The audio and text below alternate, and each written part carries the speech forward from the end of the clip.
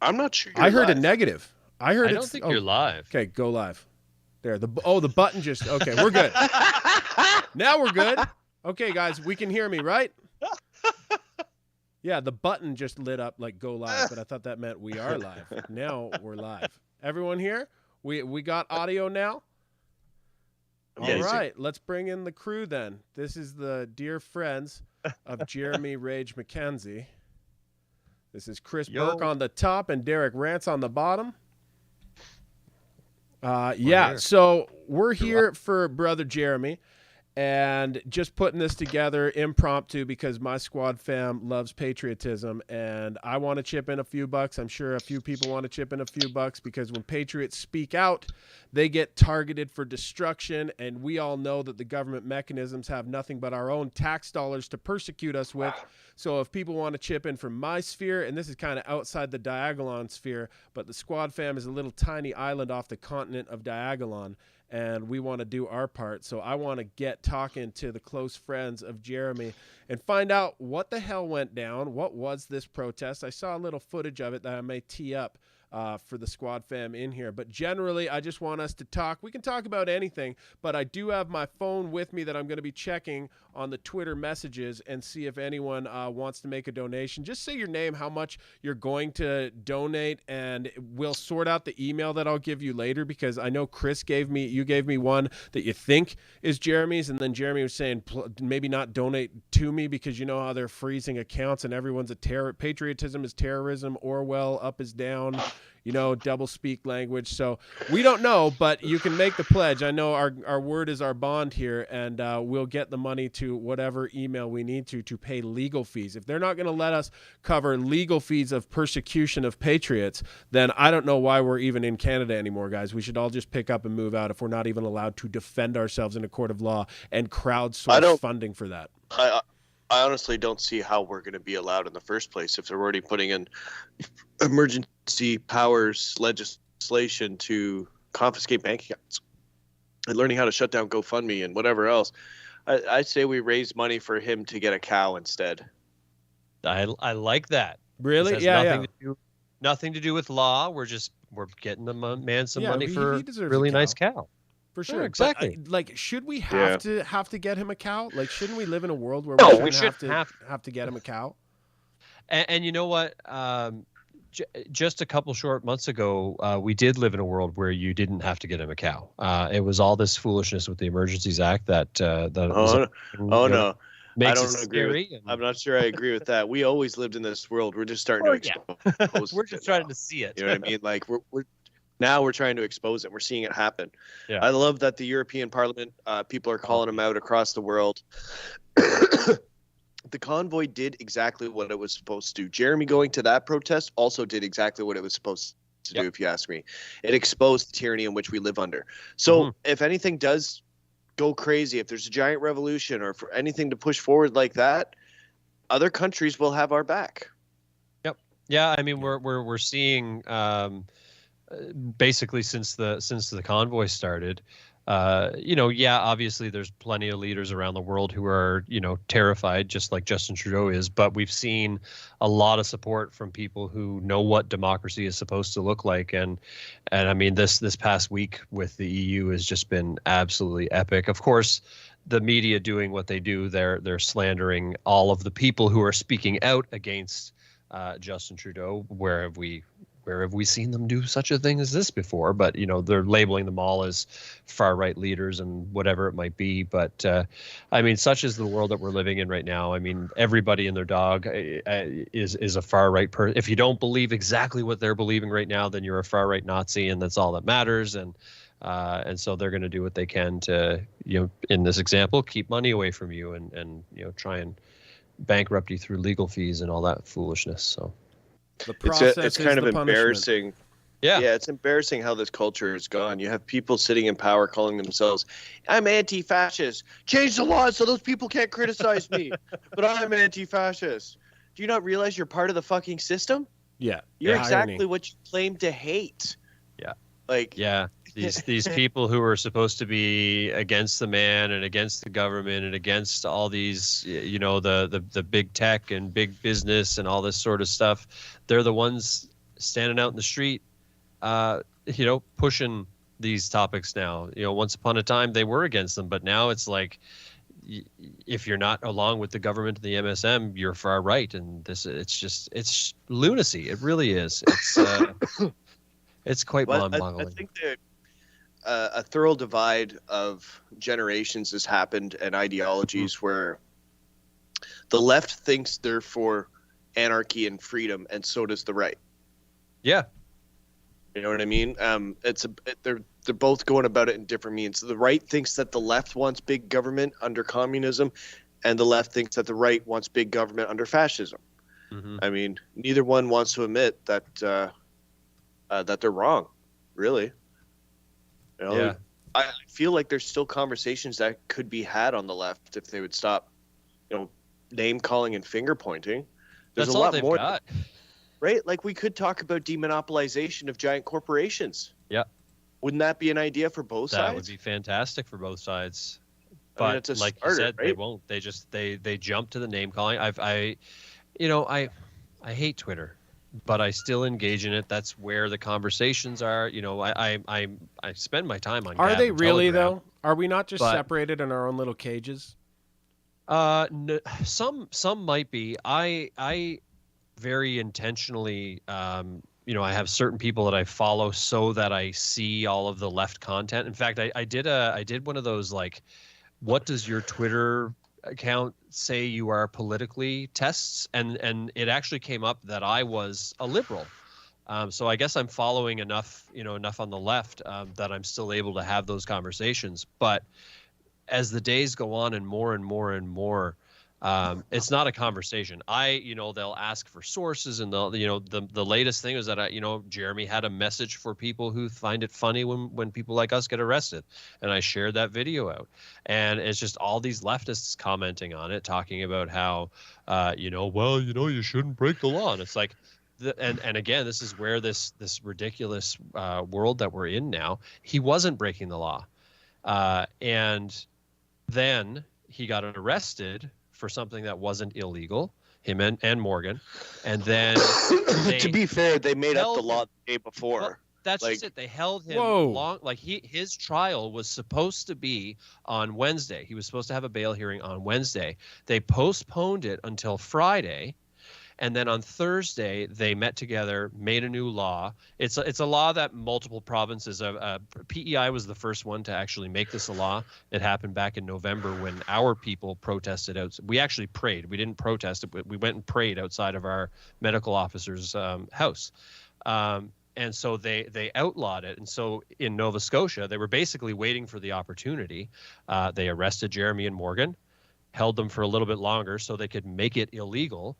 And so when they went to trial on Friday, it was technically illegal for them to be protesting outside of Strang's house. And now, to be specific, what they were protesting to outside of his house is the fact that children were wearing masks. Mm-hmm. And in the province of Nova Scotia, only one child has died from 5 to 11 from COVID. And that was in December. COVID-related, whatever that means. COVID-related, like we believe that. Yeah, like ailments and everything else. But that's it, one child, and yet they're keeping. Everybody in the country has dropped their mask mandates. Yep. And the children in Nova Scotia have to wear them, so that directly affects Jeremy and his family. And they pretend it's science too. Like, they pretend that, like, Florida doesn't exist or any of these non-masked nations. Like, they should do basic homework before they're declaring this stuff. They're really destroying words, aren't they? Like, trust the science, and there's these buzzwords that absolve them from any responsibility of what they're saying. You don't believe in science. You're a conspiracy theorist. You're far right. Just these labels. If you throw in a label, I don't have to answer your questions. I don't have to debate you. Yeah. No, it's gross. We're getting really sick of living with these people that are completely out to destroy us. Every time we do something legal, it's painted as illegal. Anytime we have a valuable message, they just shoot the messenger and make it all about the format in which we deliver the message. I'm like, we can't even do it online. We are censored if we say words online. Then we say them in the open, and then you turn it into, that's mischief. You're obstructing things with your trucks. It's like, if anyone that was there that saw us in Ottawa would know, the first time a police officer said, can you move this? Everyone everyone moved it. We'd make 2 lanes. They asked for 1 access lane. You get 2. You know what I mean? It was nothing but a good relationship forged, but it doesn't matter. When the top brass hands down the orders, they find some way to shoehorn you in to this tyrant system to make you bleed, make you not try and rise up again peacefully. It will. Protest is violence. Words are violence. I received a fine just a couple of weeks ago, $1,050, and it was in relation to one of the worldwide freedom days that happened. It was on the 22nd of January, and when I read the ticket, all it says is that I violated a public health ordinance, and so I'm obviously going to fight this. And I need to know specifically what I'm being fined for so that I can work with my counsel and figure that stuff out. Don't pay for a lawyer for your first 2 meetings. You're going to be asking for disclosure. My counsel is all covered. It's a family member. All right. Good. But so I called the cop to say, listen, I need more information. This doesn't tell me what I did. I need to know specifically what I did so that I can create my defense. And the response was, well, it was in relation to your march. And I said, what march? I said, we had a protest. We didn't have a march. We had a protest. But like, what specifically did I do? Well, we were able to identify you. I said, okay, but you're telling me I broke a law and you're charging me a lot of money for it. What did I do specifically? Well, you violated the ordinance. And like you're making this up as it goes along. Like even the address on the ticket is the other side of the city. And I'm like, wow, this is nowhere near where we were. And you can't even tell me specifically what I did. It's ridiculous.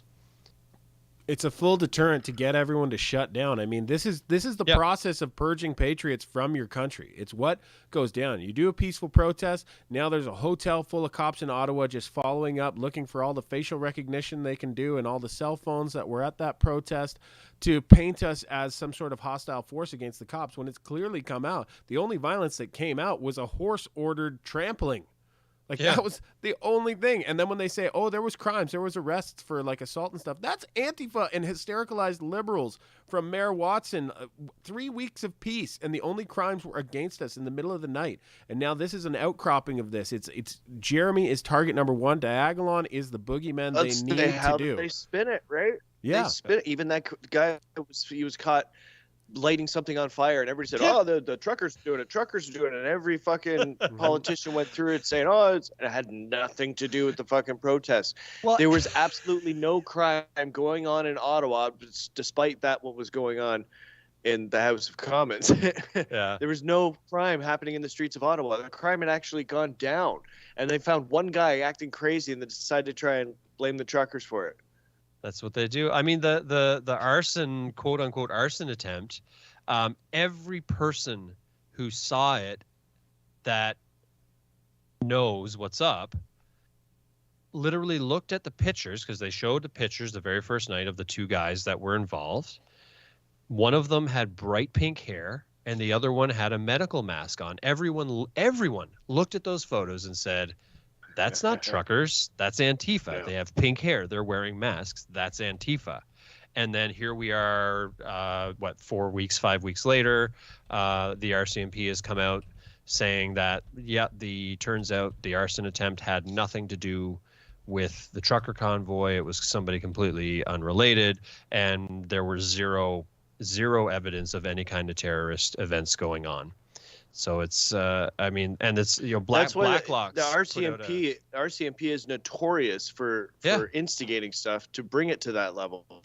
Look at what they did out in Coutts, Alberta. They went ahead and cut private property wires on some farming equipment just because, it might have been used. Had nothing to do with the protests or anything. Yeah. It was just big equipment in a field. What happened with those guns found and like a Diagolon patch that was just sewn on shoulders of something? Like that sounded to me like some complete crafting it's such of a narrative. Bullshit. When you Sly compare hasn't that even with been charged with anything yet. Yeah. But what is this? Who is this? What is the story behind that?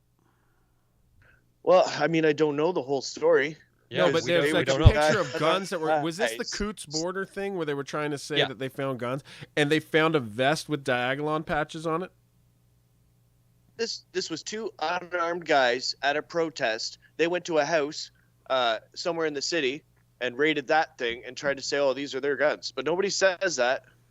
Yeah. Wow. It's right? the house that was raided that had guns. It was nowhere near the border. It was quite a ways away from the border. The police, again, they came out saying that they're not sure if the guns had anything to do with the border. So our friend who's in there, we've got a couple of buddies who were arrested. The police have told their parents that they actually have nothing on them, that they've been told to keep them in jail for as long as they can. But basically that they have nothing that directly ties anyone to any of the so-called charges and rumors that have been going around, like the patches that were found. I'm the guy who sells the patches. I'm the only guy in our community who sells the patches. Mm-hmm. The patches on the vest, which was, you look at the vest, it was very obviously a brand new vest. Mm-hmm. They were different patches than what I sell. They were similar, but they were not the patches that I sell. Someone made a new Diagolon patch for a frame job? That's creepy. That's our CMP, man. I wouldn't put it past them at all. Man, we live in the conspiratorial times. It's been proven that they're out there doing that to the farm equipment. Why do you think this wouldn't happen? The way CSIS was even the inception of CSIS was done because the RCMP was burning barns and creating crimes, and they were dirty. Yeah. And when you got Brendan Lucky up at the top, it's like, how much do they understand? Do the rank and file not understand that you can either arrest 50,000 people that protest against a government that's clearly corrupt, or you investigate that one corrupt guy? Do you know what I mean? Like, this is, it needs a rank and file revolt in the RCMP against Brenda Lucky to be like, you've got to investigate this crime. You really expect us to just go after people who notice these crimes and then arrest them on pretexts like your cars were blocking a street for 10 minutes before you moved them, and that's why we're arresting you all? Like, this is insane world.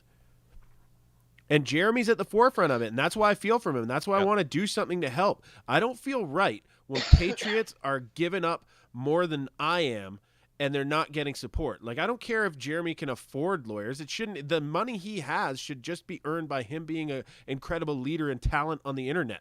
Do you know what I mean? Mm-hmm. When patriots are being arrested for this stuff, I've got other ones. I've got the guy that delivered jerry cans that got arrested. Nick, he lives in Brockville, just north of Brockville. And this kid was like just a young kid full of determination. I know his mother is in my Twitter squad fam, and she's messaging me like, my son wants to meet you. Yeah, and I'm at like the Marriott on Kent and somewhere, and I'm like in the underground parking of the Marriott, of course. And then I said, sure, I'll be in this lobby usually at like 9 p.m. And this kid, Nick, came there and waited, and I was nowhere near there because many times I stood people up going, yeah, I'll probably be around the War Memorial at 8 a.m. And then I'd be somewhere else.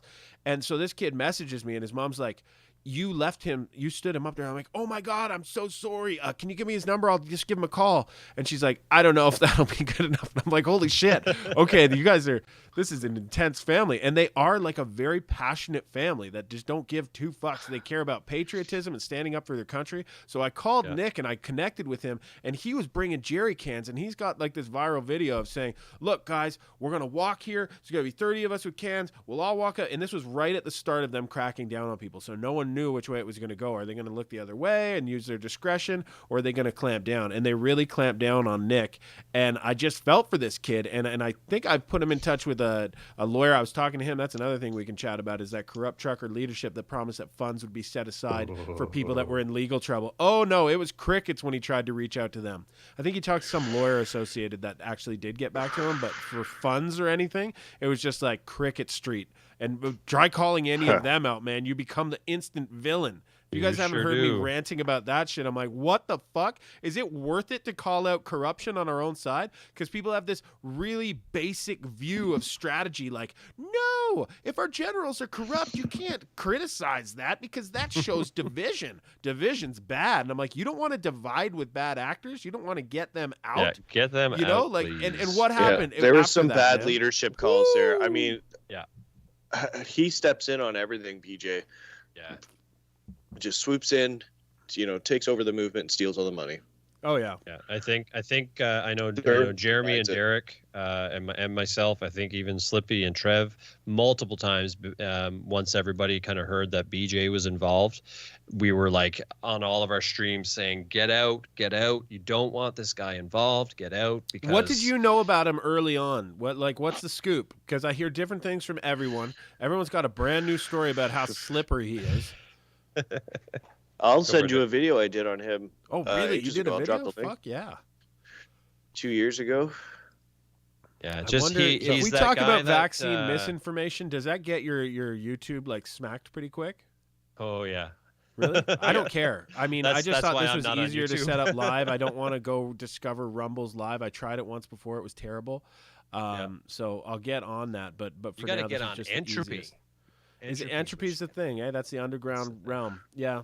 Well, I'm thinking about doing like a show and like dedicating some time to it and not being the AV guy, because I was telling you guys before, you just get pure autism. Like I'll be looking, I can't hold a conversation and then, oh, okay, here's some guy being a jerk off in the comments that I need to boot. And see, you got to get some moderators in there. Is that what it is? Moderators? Okay. Yeah, moderate. We've got, a bunch of us have because we have people who attack all of our streams, and we'll just make them, we've got moderators in there who, that way we don't need to, like, obviously you want to read your chat because that's how you do it.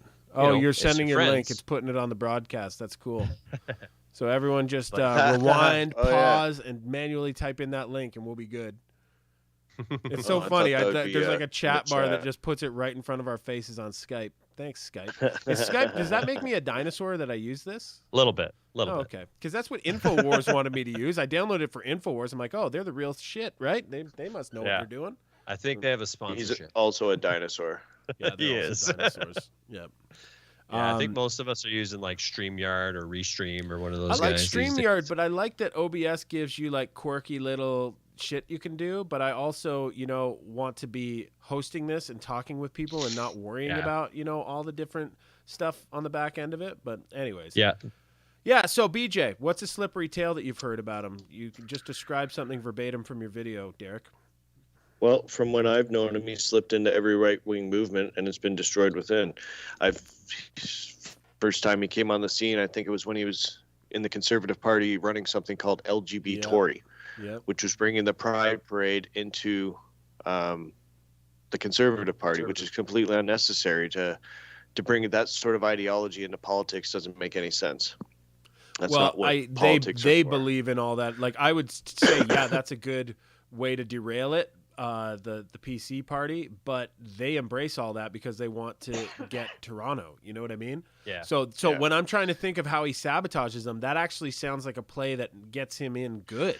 Like that makes him a big fan of Aaron O'Toole, Charest, all these really left-wing conservatives. It destroys everything about being a conservative party. For sure. It destroyed anything left of a right-wing party. But his neoconism, once you start involving sexual identity into politics, you've lost the plot.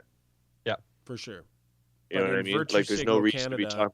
It's very different, and I could see it's what we do here. Yeah, I could see them just following the polls and going, I'm sorry, Canada's just too far left-leaning for us to hold these positions. Let's move in the LGBT Tory direction. So did that end up being some big faceplant? Like, what's your theory? He works for the Liberals? Because I think that they're one and the same. No, he didn't stick around long enough. He then moved on to the PPC, saying speeches and talking about Islam. And then associating us with the bigotry against Muslims type deal. Yep.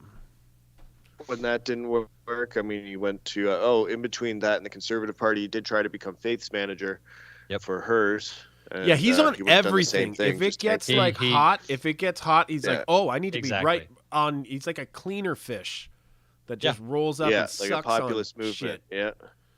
Yeah. Okay. Cool. And that's that. I mean, that enough for me. Like that's enough for me. Like if I'm seeing your name everywhere, and then there's negative association in the past with it, like no, stay away. I don't even. And I mean, even as we look at the fallout since the convoy, he just had an interview with who was it? Somebody just in the last couple of days, and like the dude, I'm pretty sure he's like hanging out on a beach. Like there's palm trees behind him, and I'm like, dude. you're supposed to be this guy who's, you know, hanging out with the truckers and being for the people. You were the first one to leave, and now you're like hanging in palm trees. What's going on here, man. guy? He just creeped me out. Every bit about him. When he gave his first press conference and he puts his feet up and he's so comfortable, I'm like, who is this comfortable when you got $10 million on your back? You're in the heart of Mordor with all forces working against you. He just puts. He's like, he probably yeah, you don't want offered to his talk to services, us yet. Like he offers his services to whoever it was, saying, yeah, you know, I've done this, I've done that, I'm a professional, I know how to talk. He has connections with the media and all this stuff, and he worked his way in there, and he did it for a fee. And I'll guarantee you he got that and walked away. And who was the other one that was involved? It was like, I believe Rob and Tamara were fucking honest, genuine people. Yeah, I've heard about the other one. Weren't they running with the Liberal Party or like ex-employee? Dagmeat Pagwag or something. Some name that sounds like Dogmeat Pagwag. Dagmeat Pywhack, something. But yeah, the Liberal Knick-Knack Paddywhack, give her Liberal your convoy. That's the one. But it was pretty. And I heard, I think one of your buddies, Chris, is on the ins with some of these people, and he heard like that Dagmeat. What is it? Padme? Is this? Dagmeat Pagwhack was like totally toxic and was like organizing the media mess. And I'm like, what message? My whole gripe to the trucker leadership was like, you call yourselves leaders, you take millions of dollars from everyone, you don't give like 3 press conferences a day. I would give 3 a day. And I say, guys, anywhere I'm screwing up here, I'm just a truck driver, or I'm just a supporter of the truck drivers. Could Peckford get in here and negotiate with Mayor Watson? Could Bruce Party or any of these lawyers come help us out? Anyone else? But they kept it. It was exactly like The Ring, dude, where it's like, no, it's my precious. Don't come in. You just want the trucker leadership. You just want that money. You want that sweet, sweet money. And when I asked him about like how you were getting your Bitcoin stuff on like a Spaces I did, because I don't know, most of the squad fam knows this, but for anyone who doesn't, I kept my mouth shut in the first 2 weeks of the 3-week trucker protest. As best I could, I was sending the Eddie Murphy gif of like, zip it, not talking about it, just going to be positive guy covering truckers and cops getting along, that type of deal. And then I wanted to stay away from the trucker leadership because I believed in the Sun Tzu that you do need generals, but our generals suck. But luckily the troops, which are the truckers, their orders are incredibly simple. Exist in peace in Ottawa. Don't be provoked by anyone. Don't harass anyone.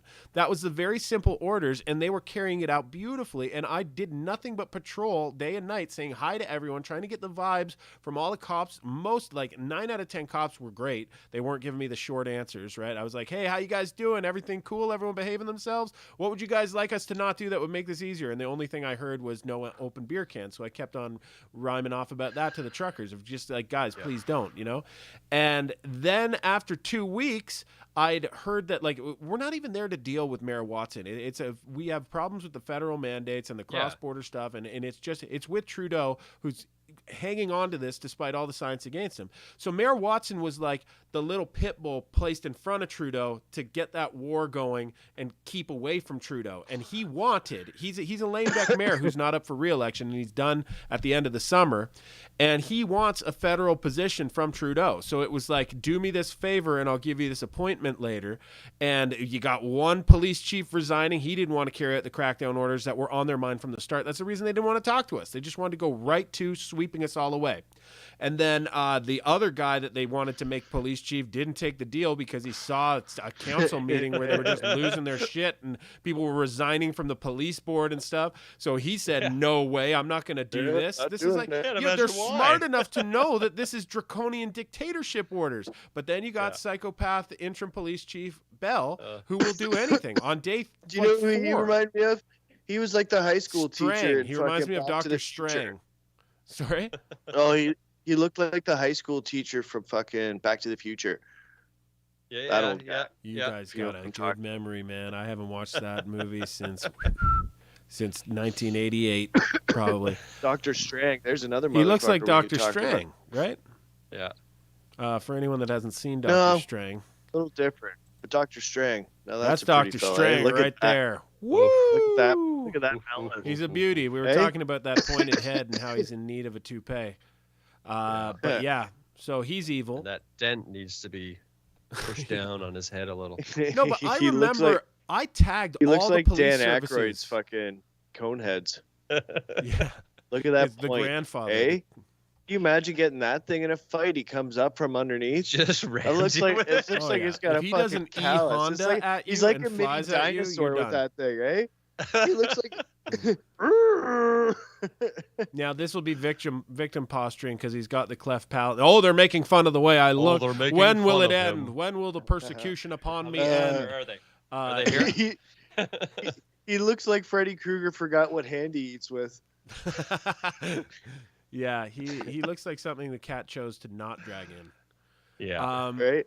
But yeah, it's what were we talking about before straying? Now all I can think about is this guy, and he's big on my screen still, just looking down at his notes. That's what Just all these top staring. doctors do. They look at I was going to say, the first time this guy came across my radar was that he was entering the fray for Satan way easier than all the rest of the top doctors. The Oh, rest he of sure them was. sounded like they were like trembling, like Bonnie Henry's like, and we're going to go to the Infant Care Act to make sure we don't need to ask anyone for consent.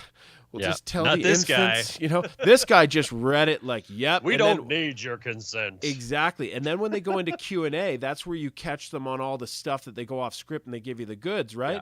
And on off script, he was asked, they're like, why are you limiting outdoor meetings? Like, you can't gather. He's like, well, we don't want people gathering and spreading misinformation. I'm like, what? Did he just say that? He's the minister of keeping people away from each other so they don't talk? Like, what is this? He was one of the few that really from the get-go kind of told us his plan and didn't really, sugarcoat it. He like you said, it was, I think that was just before Thanksgiving. He literally said, we're keeping people locked down because we don't want people spreading misinformation, which is like they said. So it's an East Coast thing. It's got to be an East Coast thing because we've got the same situation here in PEI. I actually have an external hard drive that I've been keeping all of the gems, those videos like that of Strang. We've got Dr. Morrison here in PEI, but they just don't care. They read their paper like you were saying, and it's just that's funny whatever. that you're looking for that video on YouTube. You're not going to find that. No, I'm looking for one on Jeremy just to show the audience if anyone doesn't know him. I want to show them the Omar Cotter thing. Go to altcensored.com. Yeah, altcensored.com is where you got to go. Altcensored.com? Yeah. Yeah. They're like the outlaws of the outlaws. Well, I'm wondering if they're just people that is keeping a database to get us in trouble later. Probably could be. Right. And then do Raging Dissident here, and you should find it. Raging Dissident Omar. If not, you'll find it on my channel. Yeah. Okay. And it would probably still be humanist on that one. I don't know. Yeah.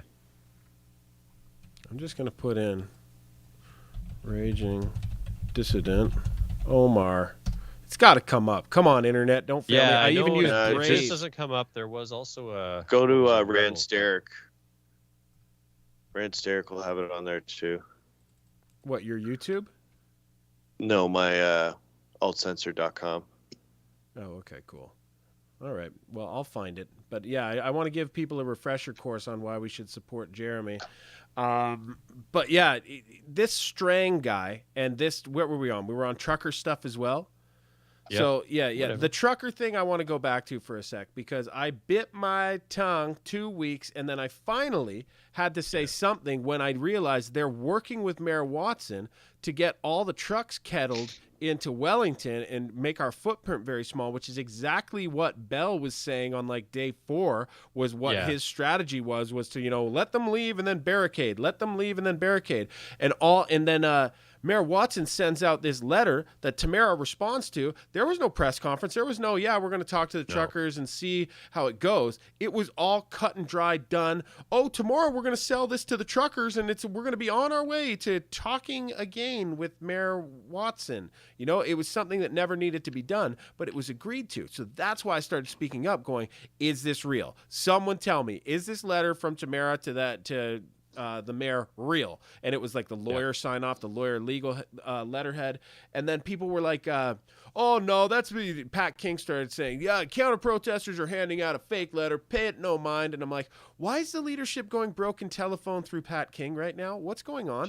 I'm like, it's a simple question. Is this letter real? And then I tagged Tamara and BJ, and none of them would answer. And then eventually they start rhyming off, oh, stop watching mainstream news, we haven't cut a deal with Mayor Watson. I'm like, I didn't ask that, motherfucker. Is the letter real or is it fake? They wouldn't answer. I had a Twitter Spaces where I called out anyone in the trucker leadership to come talk to me. And, oh, that's the one. Okay, alt censored. I better click on it before it disappears. Okay, whatever. That didn't work. You can click it in our Skype chat. In the separate chat? No, don't worry about it. In the Skype, if you open the Skype chat. Is there a separate chat? There. I'll open the Skype chat. All right. I thought that was a Skype chat. No, that's what I'm talking about. He just didn't have it. He only saw it pop up on the screen. Okay, do you want to do it again? I'll kill the chat so we look cuter on. Okay, we got it. Okay, cool. There it is. We'll go to that. We'll go to that after. But so yeah, I'm like asking all the trucker leadership, and I don't want to be doing it, but I'm like, guys, you're about to fly the plane into the fucking mountain. What are you doing? This is exactly like if you worked for Mayor Watson's office, what if he could put mind control devices on trucker leadership? The art of the deal is if you're going to enter into negotiations or talks with the municipal level of government for whom you don't even have a gripe with. I mean, we talk to the police for that stuff. That's like, you need a lane opened, we're opening the lanes. You want to claim that there's babies awake because we're honking horns in the downtown district? There ain't no babies except the ones sleeping in the trucks with the truckers and living in downtown by Parliament in a bachelor apartment, on Bank Street. That's just not happening, right? Yeah. So it was a false premise from the get-go, and the horns never ran past like 11. That night that I did like a kind of rant that went big, that was like the one night I went out and I'm like, really? You're honking the one time I want to come out here and just say, look how quiet it is? Like, I wanted to like counter that narrative, but then I'm like, no, you know what? Just go with it. But like, you don't make it up. Then you're doing positive propaganda to combat negative. Just address it how it is. Then you're not being propaganda. Yeah. But like, so I didn't want to get involved with the trucker leadership at all. I didn't want to, because I knew our orders are very simple, right? And they just did it. They did it. And when BJ came in there, man, I asked him, I'm like, guys, when was the last time you talked about money? You have $10 million of people's money. When was the last time you mentioned it? He's like, yeah, Sunday. And I'm like, well, today's Sunday. Do you mean 7 days ago? He's like, yeah. I'm like, Jesus. But he starts off, these guys start off with such a, I'm so tired, I'm on painkillers. But nobody would listen to us, like. Oh, I know. We called it. Well, you guys were made toxic early on because the Matrix targeted you as the boogeyman, right? Yeah. Like, I was surprised to see Chris on stage. And they still are, man. They're still all over us. They still are, Like, ridiculous. They're trying to drag us through, but we're also fucking squeaky clean. Yeah. You have nothing, or else, like... I gotta say they're really good at pushing a non-story, because they literally have, like, there's nothing on anyone. I wouldn't be hanging out with these guys if it was a crazy nuts. Like, for those who don't know that are in the chat, I'm a pastor. That's my job. That's what I do. I have been a pastor for 15. He's part of a cult. It's a cult. It's a cult. A militant pastor. Yeah. And so it's it doesn't seem to matter though. They try. They write lies and write their lies. Words now they'd be like, he runs a church of acceleration. They just a throw all good these name for a words out. progressive It's church. unbelievable how far they're willing to press it. Like, they're a militia. No, nobody's a fucking militia. We're the worst militia in the world if we are. No, it's because you guys have talked about prepping. That's the thing. Yeah. They're associating the talk of prepping or acknowledging the fact that our country's crumbling and being independent and having firearms to hunt, to be off grid and living. I've seen Derek's videos. They're not to prep for a takeover. They're a prep to be in the forest and forage for yourself because you don't want to use a digital ID to buy ham. I've got a 22 sitting right there because I now have livestock, and in the event that something comes, I need to be able to get it. Cool. And it's that's just, I don't have guns here anymore. Like, they freaked me out. They want to fucking come in here and take anything. Yeah. Like, fuck it. So what's the point?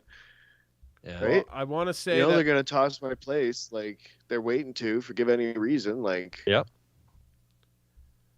why would I? no, there's nothing to Don't gain give for them it. anything, man. I've got a bunch of people that are saying that they're going to donate. Thank you, Jen B. Nice, Thank guys. you, Eris. Thanks, Bird Gunner. Retired Bird Gunner's in there too. I'm going to provide the details as soon as we have a cow distributor that's of good repute to donate money to get some livestock for Brother Rage. I'll provide you those details, but thank you. So that brings us up to like 4 donations, including mine right now. Oh, and your friend, the Lobster King, if you know that name, Chris. He owns a boat, and that boat hunts lobsters. Okay. Yeah, he's married to. That sounds like the fucking cheap Canadian version of the Tiger King. Like it's It new, is. new fucking Lobster King. it's a CBC special. It's better than worse than like Deadliest Jobs where they're out doing the ice fishing and shit like that. Except this guy's the fucking Lobster King and he runs a tight ship. I like it. A petting aquarium for lobsters. Oh, I love I was it. talking with a Lobster King just a couple days ago. They're Okay, getting ready for the season. Can we bring people in? I want to give anyone that isn't familiar with Jeremy MacKenzie, which of my crew isn't that many, and I'm sure the Diagolon crew's in here. But I love this video clip of the confronting Omar Khadr. And this one like brought a tear to my eye. And probably you're going to see tears tonight. But yeah, let's run it and just get a good refresher course of why you donate, because this is the king of all patriots if I've ever seen one. My name's Jeremy MacKenzie. I'm a Canadian Forces Afghanistan combat veteran. I deployed with 2nd Battalion Royal Canadian Regiment in 2007 to fight these people, actually, to fight Omar Khadr's extended family.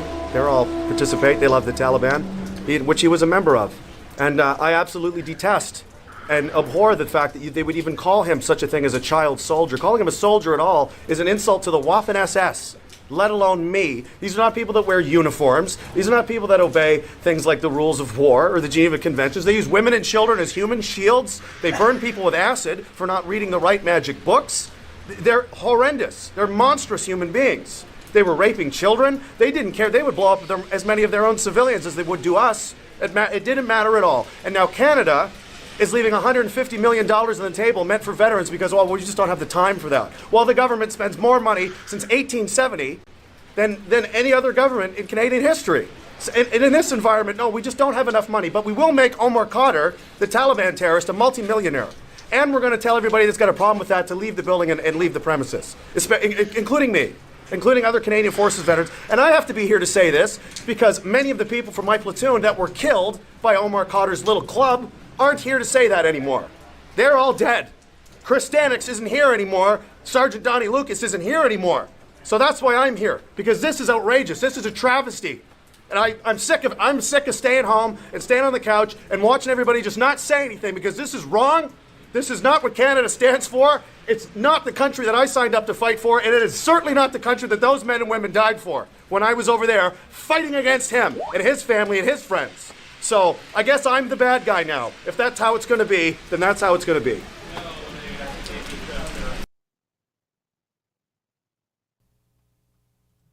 Wow. That's Hear, powerful, hear. man. That's like the most powerful video I've ever watched. Like, and you know he comes off the cuff. He's just not the type of guy. That's just from the heart. And it describes our problem. Up is down, patriotism is punished, and terrorism is rewarded. That's literally the world we're living in. You know, like I had to do something, man. When I heard it was him again, because I was really worried about him during the trucker convoy, of all the heat coming down on him and Derek and you probably too, Chris. Like it was so much heat, and I was like, oh, they've been building for this. There's like going to be false flags, and there's going to be some MK Ultras that have, you know, the weapons with fingerprints The same of Jeremy week on them. That and, Ottawa you know, like, was going on. Do you remember that what was it, a trailer full of guns went missing? Yeah, We're like, there it is. From Savage, There it is. Savage Arms, yeah. Yeah, that's going to show up somewhere. And they're gonna it ended up being a bunch of BB guns.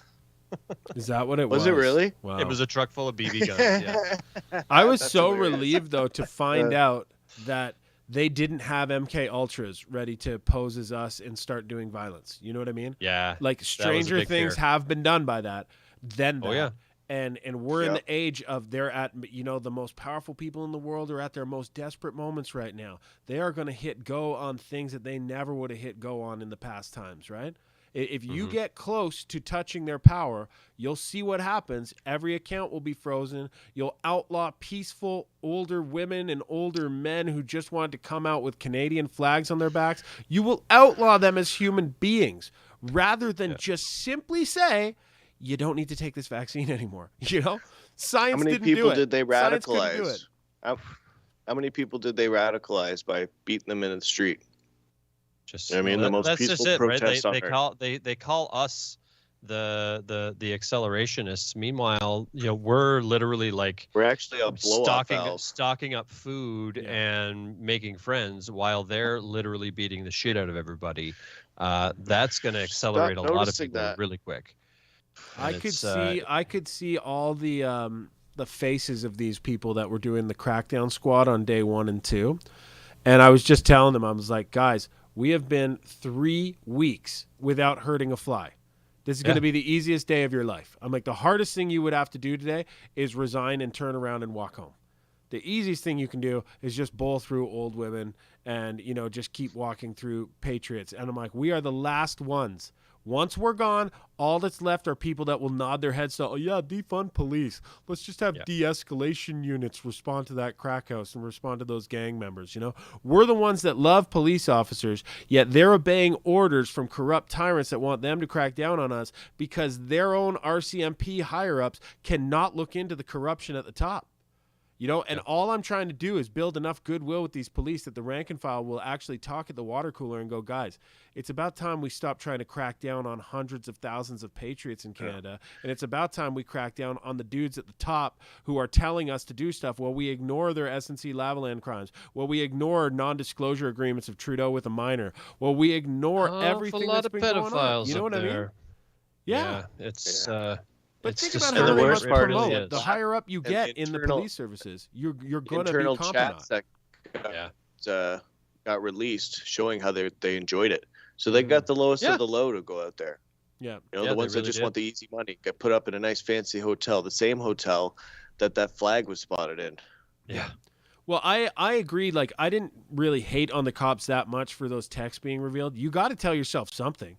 You can't motivate yourself to go out there unless you self-delude yourself with something like, yeah, we're going to crack heads tomorrow, right? Yeah, let's go get some Nazi scalps. Like, you'd have to talk yourself up because the nightmares you'll have if you really believe the truth are just going to haunt you, you know? What happened to that brown coat guy? Has anyone checked in with him? Have we confirmed he's alive? Still no idea. Did anyone get a shot of his face? Or is it just a brown coat? Not that I've seen. Just the brown coat guy is all I've seen. Yeah, I know. Randy had put out information like looking for like an official request, looking for information, but I don't think he's gotten anything back yet. A lot of the people went without any arrests or any paperwork. You know, they just got walked out of town, or they got or drove out of town, or walked out to a couple blocks down the road, or and released.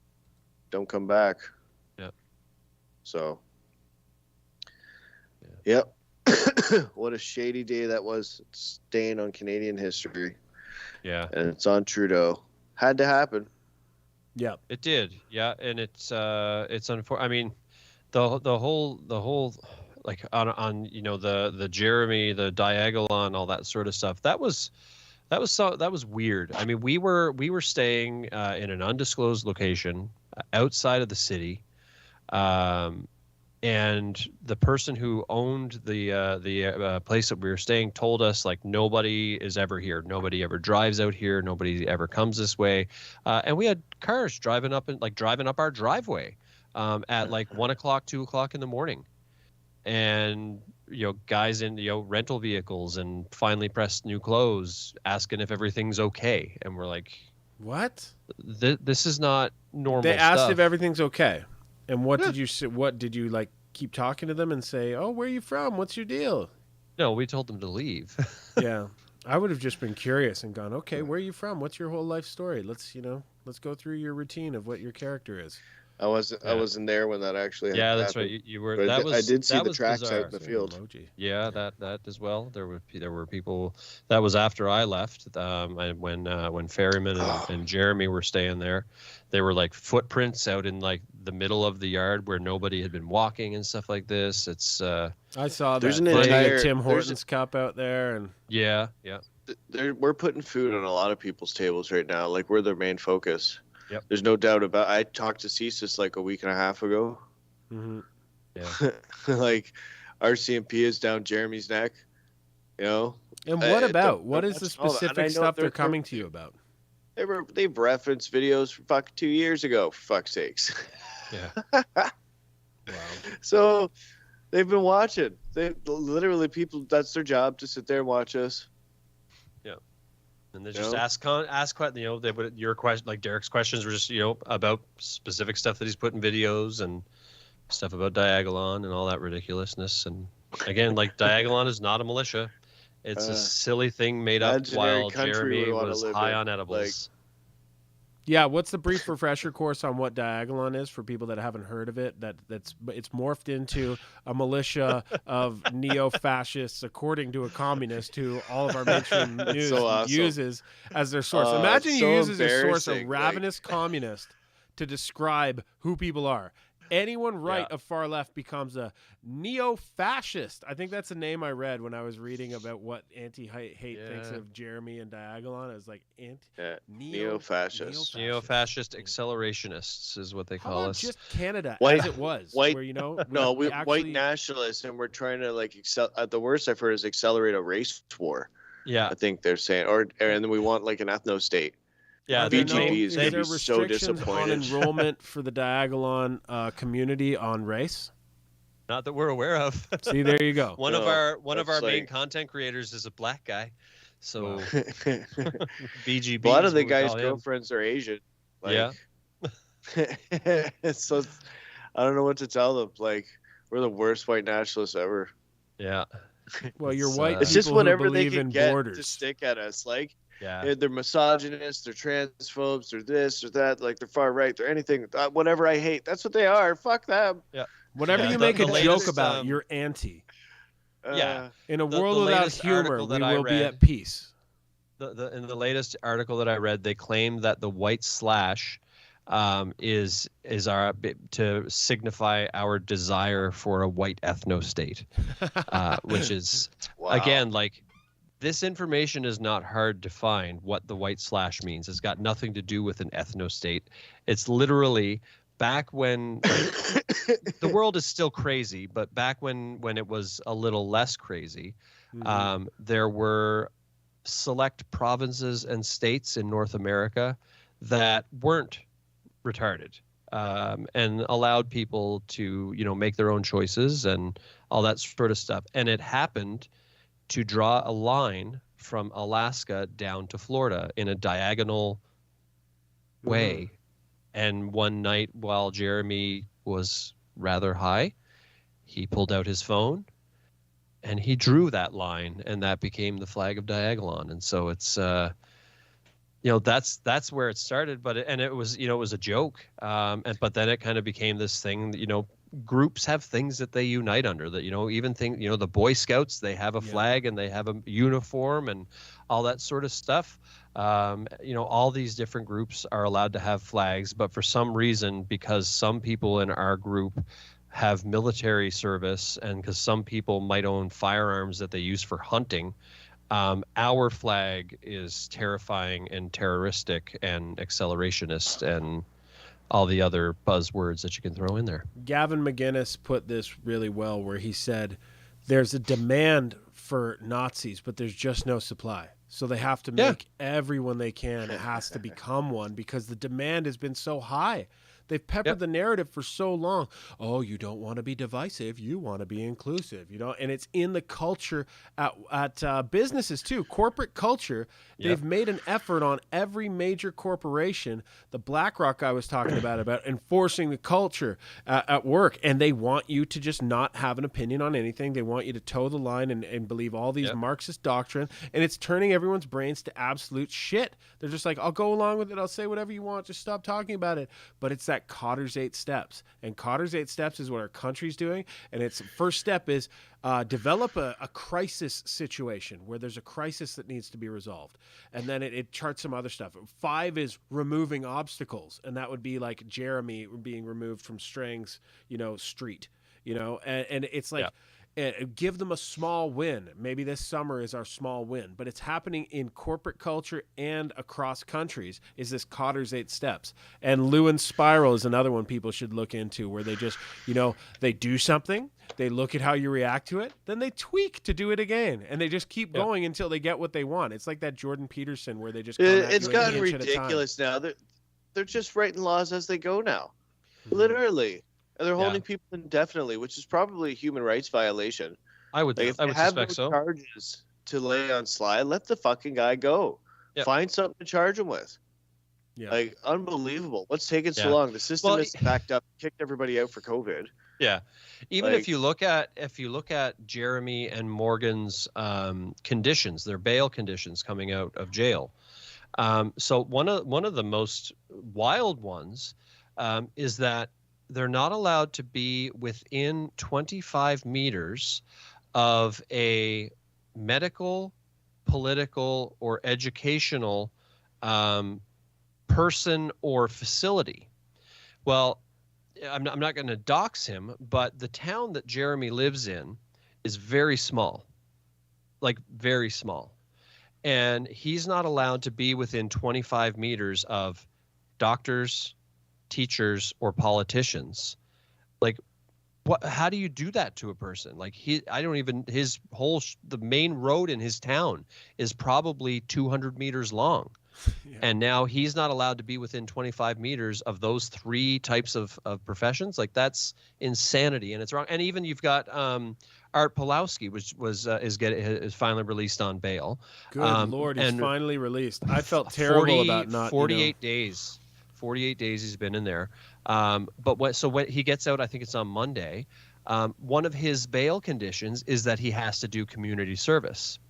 Well, guess what's going to happen? Because no one's going to do communities, because all the things that are qualified as community service will have vax mandates and will have mask mandates and stuff like that, which of course Art's not going to do. And in fact, that's why Art's brother was put back in jail, was because he breached his bail conditions, but he tried everything that he could to find somebody to do community service for. But number one, the reputation, and then number 2, the unvaccinated stuff. People wouldn't let him do community service, and so he got locked back up. And it's like, and now Jeremy and Morgan, they can't be within 25 meters of any of those people in a town that's not a whole lot bigger than 25 meters. So it's pretty insane. It's gross.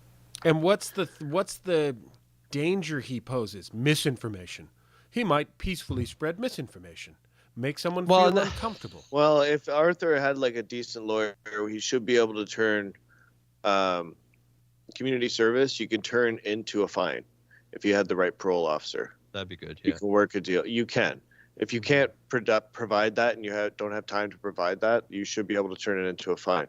Because what is that? Essentially, that is what it is. It's labor. Yeah. Right? It's not a punishment. I've done it before. It's ridiculous. So they should have, if they had a lawyer worth their salt, he probably went in there without anything and said, probably cussed up the judge or something. Knowing him, I don't know. But you should have been able to turn that into a fine. There's no reason not to. Yeah. Nice. Yeah. Your chat is asking if his church would qualify as community service. No, because that's his job. The thing, like, that's what he's always done. It's not a volunteer position, and so it wouldn't. It's something that should have been on the table. It should have been, yeah. Like saying, hey, the man serves the community like crazy. Every Friday and Saturday, I'll host AA meetings or something, or I'll use my space, give community space for a while or something. That should have been on the table. Can't you pick up garbage? I'd pick up garbage. I feel like doing that. I would think so, yeah. But I think like those are usually organized. It's not. My understanding, anyways. It's not like you see it in the movies. Why are you saying he can't do it though? What would it violate? If Arthur Well, it's does... not that it would violate. It's just that people, because everyone's terrified of him because he's unvaccinated and because of the reputation that he has. I mean, hopefully he does, especially now that they're, starting to slightly release some of the restrictions, hopefully people will chill out a bit and actually allow him to do that. But that's why his brother was put back in. So there are obviously, it is something that they're running into. What do you think the purpose of not allowing us to leave by plane is for Trudeau? It's just a punishment. It's just get this back once you do what I say. I've got a video here of the premier of my province, Prince Edward Island, and his chief dictator, both of them saying the restrictions that this would have been around November of last year. Saying at that point, the restrictions that we are bringing in to make things harder on the unvaccinated because we want to make them get vaccinated. Yeah, it's crazy. That's it. Like they just had the Minister of Transportation on there today, asking like, what's going on? Is there a date? Is there a date when we can remove these restrictions? And he just didn't answer it. He just said that the best case to recovery is getting just vaccinated. Sorry to interrupt you guys there, but do you mind actually erasing that tweet and taking it down? Yeah, I can do that. I had to take. Not gonna play it. Yeah. Sorry, take it down. What, the one that I had loaded? Yeah. Okay. We have an unsafe video, guys. Yeah. Just asking for a favor. It's where I had to take down my stream and stuff, but yeah. What do you mean? Like something about that video would have done something? No, it's just that because legal reasons, it's probably not a good idea to have it up. Okay. Won't get into it too far, yeah. Give me another good Jeremy clip in the chat then, and I'll load that up so we can keep it topical and keep us on track here to. He's got one for the person that's been living under a rock that doesn't know who Jeremy is. He's got quite a few, right? Yeah. Like the guy knocks him out of the park. Oh, he's been on just shows randomly like putting on a since stream he started talking and doing this. He's been on shows like Gavin McInnes. He's talked to people like Adam Green, Ryan Dawson, Devin Larratt. Devin Larratt talking to Rage would be glorious. Alex. Yeah. They already did it. One of the afternoon I need shows. to watch that. That's going on my watch Alex. list. You give me that. Alex link. Jones.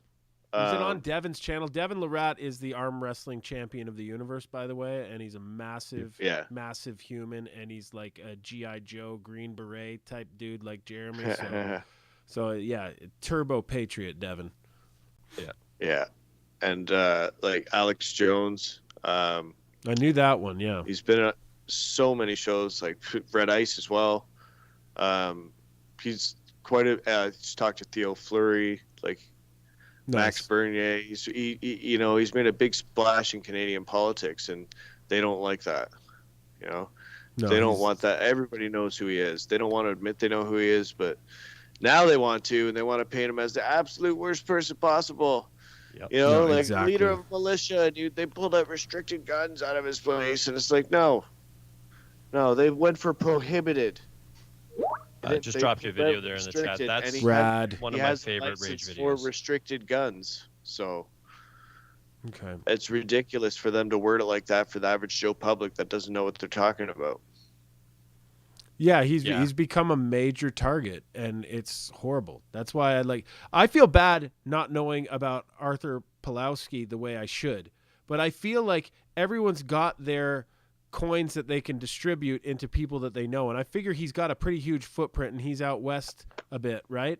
So I don't have the time in each day. Like I know a pretty wide group of people, and I'm just kind of talking to myself to bail myself out here because I really do feel bad about not knowing the plight of Arthur as well as I should have. I didn't know he was released. I'd almost forgotten day to day that he was locked up, and you feel guilty about that. You know what I mean? It happens, like man. Jesus. I would hate thinking, they all forgot about me. That's it happened with Kevin J. Johnson too. Exactly. He went to jail. Everybody forgot about him. He's and still they alive. Make him like, he's a doing character, well. They just right? said He he's not allowed to say stuff. anything. Yeah. I know, he and says he's silly been stuff, through but a lot. that's all they make him. You know what I mean? He's a pioneer. To be honest with you, he was talking about shit. He did it in his, used car salesman sort of way, but he was a pioneer and he brought a lot of things to attention. He's one of the OGs. He just, I don't know, sometimes takes things too far, but that's who he is, you know? No. Yeah. And I'm allowed to free say speech, this. no filter. And yeah, you've been there a few times. I read his disclosure out of interest, and they had a helicopter following him for a while.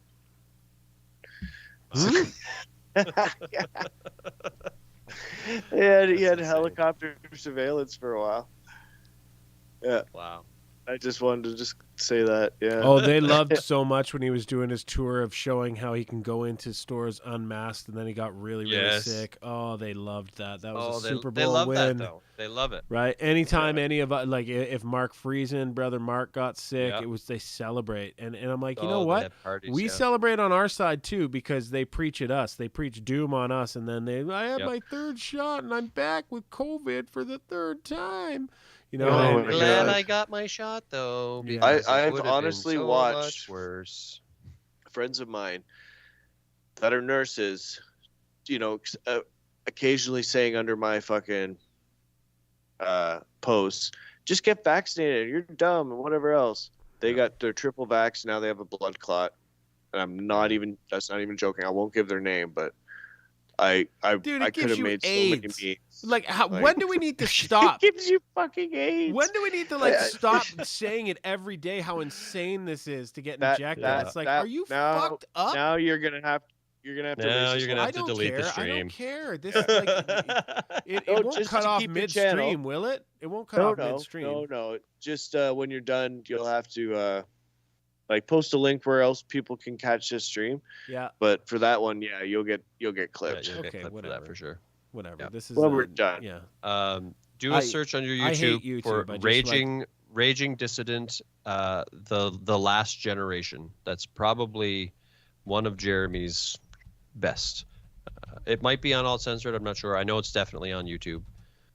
Oh, I had that yeah, one no, on it's- my Instagram. I think I don't know where else it would have Yeah, put that one. it's a good one. That's one that actually a friend of mine who hadn't heard about Jeremy. That was a video that he saw and was like, cool. I need to find this guy. Fucking A. Yeah, it's still up. Okay. Yeah, let's do that. Let's get to this video and then we'll jump back in. And yeah, guys, keep sending me the DMs and I will just put you on a list that we're going to buy him a cow. And then as soon as I find a cow distributor, we'll give you the email to go right to cow distributor. Maybe it's more appropriate to get him. Maybe it's more appropriate to get him a pig. Yeah.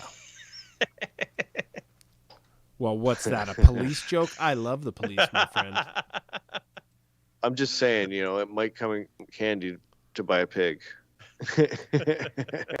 Any kind of livestock is welcome to help Brother There Jeremy. you Here we go. Yeah. Let's do it. He wants to Really, start a young hobby gets- farm. It only gets older, and we only die off from here. Because all the people born into this nightmare think it's normal. Being outside and getting arrested is normal because you can't go outside at nighttime. Not getting all the vaccines is abnormal. That's crazy. Who would do that? You have to get them all.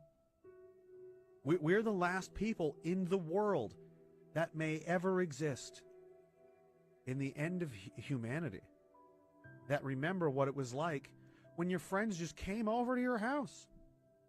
When you wanted to talk to somebody, you picked up a phone and you remembered their whole phone number. You had memorized it and you would call and they'd answer or they wouldn't. You didn't have to check a phone every 5 seconds for your standard of living. There wasn't terrorist attacks all the time. It was great. It was so much different than this. What happened? We've lost everything. And if we don't take it back, it stays gone forever. All of that is gone. And it will never come back. At least not for a long time. It's your job. It's your duty, whether you like it or not. You have children, you have family.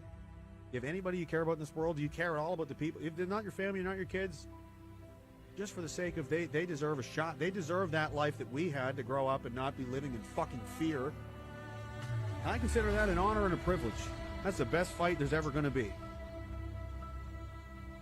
I was willing to go risk my entire life, everything. My life, limb, my health. I lost a lot of my health. A lot of my friends lost their lives, for nothing, for nonsense. have an opportunity to fight a real fight for something that really fucking matters, sign me the fuck up for that one. Wow. Wow. That's Something powerful. else, isn't he? He is, man. National Vice treasure. President Kamala Harris. And Kamala Harris follows him up? All right. And then we got Kamala. Yeah. No, that's crazy, man. He's so right. This is like everything being erased and everything being normalized, and us talking about the jabs and AIDS. Yep. Hello, that's on the list. Oh, cancer wasn't enough for you. Killing of the CD8 cells Yep. that are the cells that control tumor growth. Don't worry. You know, asbestos is banned, and that causes a rare form of cancer. This one causes all forms, bro. All of them. You're like everything. Your cancer checking cells are gone. They did a test on it, and I remember the debunks for this. I'm like, okay, let me see what the AI is debunking on this stuff. It's pathetic. It's like years old. It's like over a year old of like, vaccines are safe and effective. It's like that total recall shit. 2 weeks. And that all it can say is 2 weeks. 2 which weeks. Is, you know what I mean? 2 weeks. Which is ironic because, you know, it's 2 weeks is how this all started. And it's the total Yeah. recalls like The Simpsons prophesizing the future.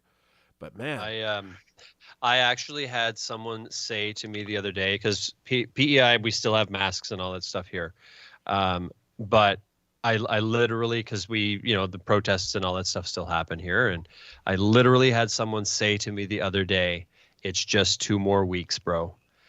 And I was like, oh boy, let's talk about 2 weeks, please. Yeah. And that was Just 2 PEI, weeks. right? Because you guys are lagging behind on letting this. Oh, this stuff we're off, right? we're It's the fucking bizarre walking around without masks, and not feel like I always did it, but you always felt like, okay, who's gonna look at me? Hi, how are Who's you? gonna I'm punch me okay. now? I'm not evil. I'm not evil. They're just don't, now not wearing a it's mask. different. The tables have turned. Now you see different. I saw a family wearing one in Circle K today. It's extra virtue. If you have to wear it when it's not mandated, that doubles the virtue points you're gonna accrue. It's weird. Yeah, Right? I've Way more tried virtuous to if it's find not mandated. explanation on this one from people, and I've said to them, like, you guys told us for 2 years. 2 years we needed to listen to the science, trust the top doctors, trust the top doctors. They know what's right. They know what's right. Well, the top doctors are telling you to take them off now. Why all of a sudden, like, you're still bashing me people. for not wearing one? And They so broke it's like, people. none of this makes sense anymore. Not that any of it did from the very beginning, but even on their side and their arguments, it's just like you're literally just virtue signaling now, and it's it's gonna create for an interesting summer. I mean, here in PEI, it's we still don't know if we're losing mask mandates. I'm guessing we probably will because we are a big tourist hub. We get cruise ships and all that jazz that come in, and so it's going to be interesting to see, like, because PEI is full of NPC types. Like, it's insane. Like, I haven't had a musical gig in person since like last summer It's because just a the sickness NPCs that's have not going to go branded me. away for some people. Even It's prior never, to this yeah. disease, there's people doing this in Markham for every day. Yeah, You know, like, I'm I don't know guessing if we you're from the GTA area, you see in that area, is it Markham or Scarborough? Like, they have the white mittens, the visors, the big sunglasses, and the mask, and that's just Asian culture. I guess they do that in China, and it's weird. Yeah. That's It's affect going your to be drive. I so don't know. weird seeing that. I mean, it's, you know, we have seen it for 2 years, but it's still going to be like this summer, I guess, when you see them, you know that, like, that's the virtuous person. They're not, it's not a COVID so much thing. virtue. And it's Oh, just yeah. So it's, much virtue. It's again creating more of that divide, causing the divide to go further and further and further. It's, My it's school's unfortunate. cool. My kid's school, it's like there's maybe 10-20% of the kids are wearing masks. That's outside though, mind you, right? And and my middle child's 2 teachers for senior kindergarten, they're not wearing masks. The kids in the recess when they're getting out are, you know, it's 20% of them wearing masks. The parents are at about 30% wearing masks, which I was really surprised at this stuff because when mandates were on, it was like 60% wearing masks. and like some of the fathers would, but I had one thing with my kid where it's like, I'm not going to talk to anyone else. They'd always talk. They're little petty Susans that would just be like, oh yeah, and I'm going to make sure I'm first on for my booster, and I'm going to make, like, they're all doing this virtue dance, and I wouldn't talk to them about anything mask wise, although I should have, but these are the, my kids' friends' parents, right? And so I would just tell my boy, because he'd be out there with his mask on, like the teacher made him, and it's kind of hanging on, and I'm like, Charlie, mask off. You are outside. Take your mask off, right? But in earshot of all the parents, like, you're outside. Don't be a lunatic. And I also have a good friend who's like, my close friend I grew up with. His son's in my kids' class too, and I'm like, oh, Kevin the face diaper showing up again, and I can bust his balls. And so I would do that kind of in front of people, and that would help the culture move along.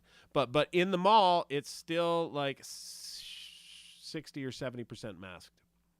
Yeah, because it's I still don't go to a lot of places. Like, yeah, me either. We've had pretty well. I'm going to say like 99% compliance here in the province. Even among our protest group and even amongst like my community, there are still people who have been wearing them just because they don't want to go through the fight of it. I understand it. I don't mind there's the fight, places in states that just never did it at all. Yeah. It's dumb. You have to admit at this point it's fucking dumb. I expect if they do finally lift mask mandates in PEI, I don't think that they will, but if they do, I expect we'll probably still have like 70 to 75% compliance with masks, because it's just like they're terrified here, despite the fact that it really hasn't touched the island. It's really a media failure. I'm never going to let people forget about SPARS that's coming in 2025. Yeah. It's already planned out, like Event 201. Yep. John Hopkins Society, the same people that were involved in. Okay, tell me about this, Derek. Go back to the start. What's SPARS? SPARS.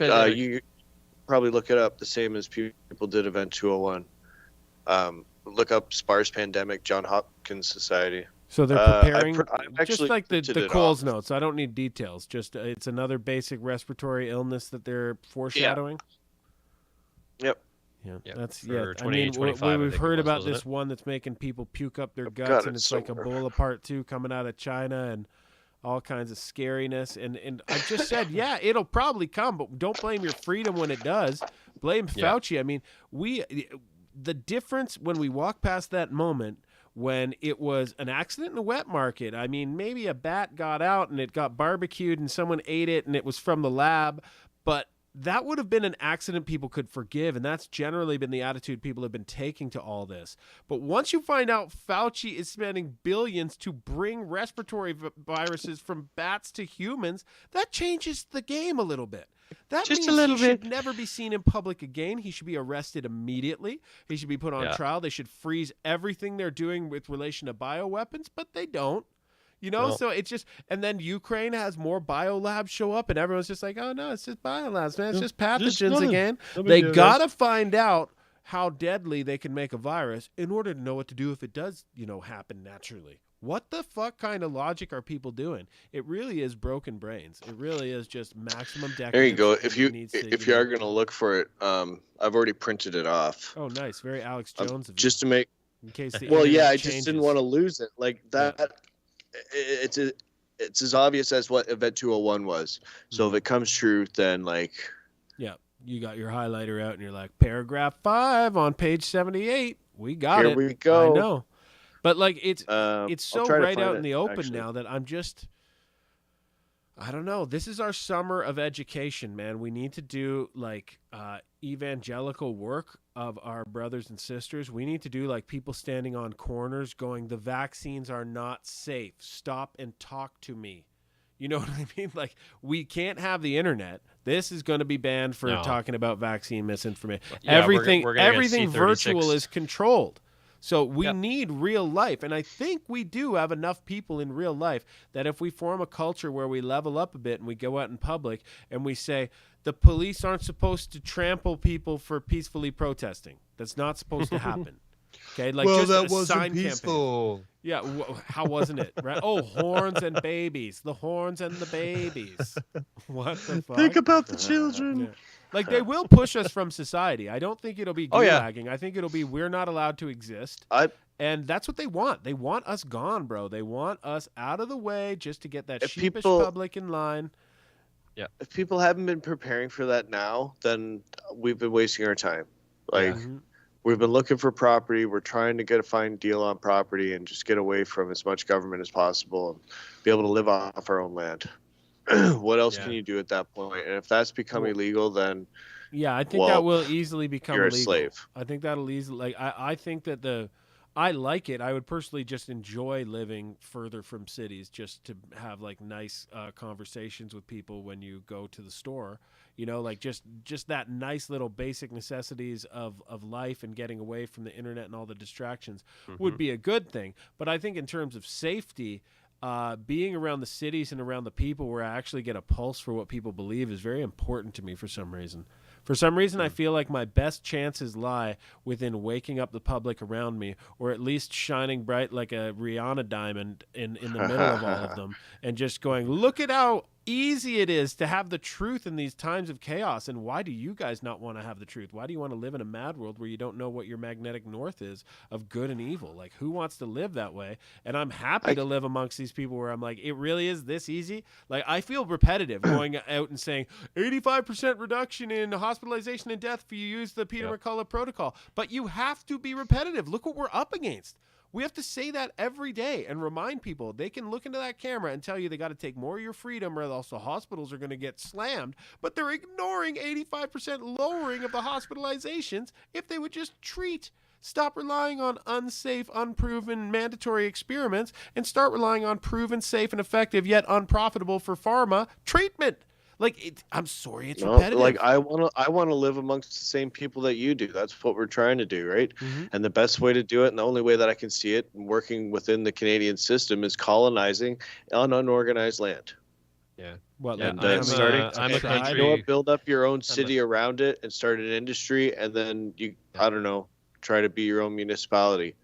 Yeah, I'm a country guy myself. Like, we're way outside of the city. We've got no neighbors around us. But the big thing that we've been talking about on my streams is find your friends has been our slogan.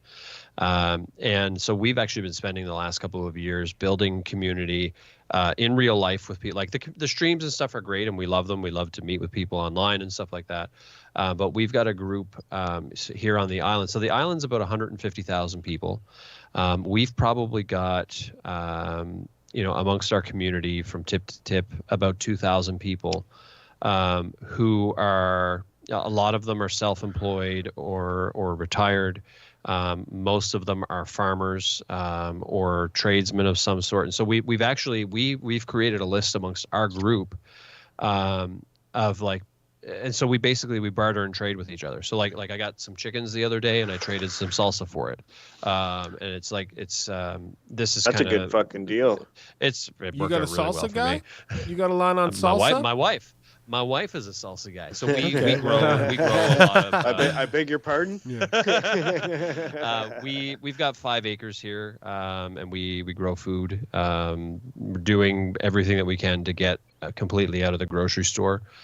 Just 'cause, the mask stuff is one thing, but I mean, costs are going through the roof on everything, and so we've got a couple of acres of actual like garden. We've got we're working on livestock and stuff like that too.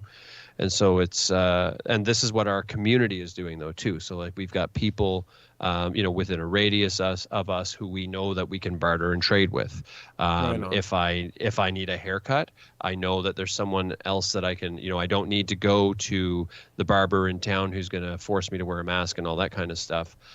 There's somebody within our community who does that, and I can barter and trade with them for haircut. And so that's kind of been my. I've stepped away from the trying to convince people. Just because I'm at the point now where I'm beating my head against the wall with it. I'm not going to change people's mind in a conversation on Twitter. And for the most part, we've got a good chunk of the island that's going to be like the island has like 95% compliance with vaccines and stuff like that. Like they don't give a rip about the stuff that we're saying. Even when we show them the the actual Pfizer documents and stuff like that, it's just nothing to them. They just don't care.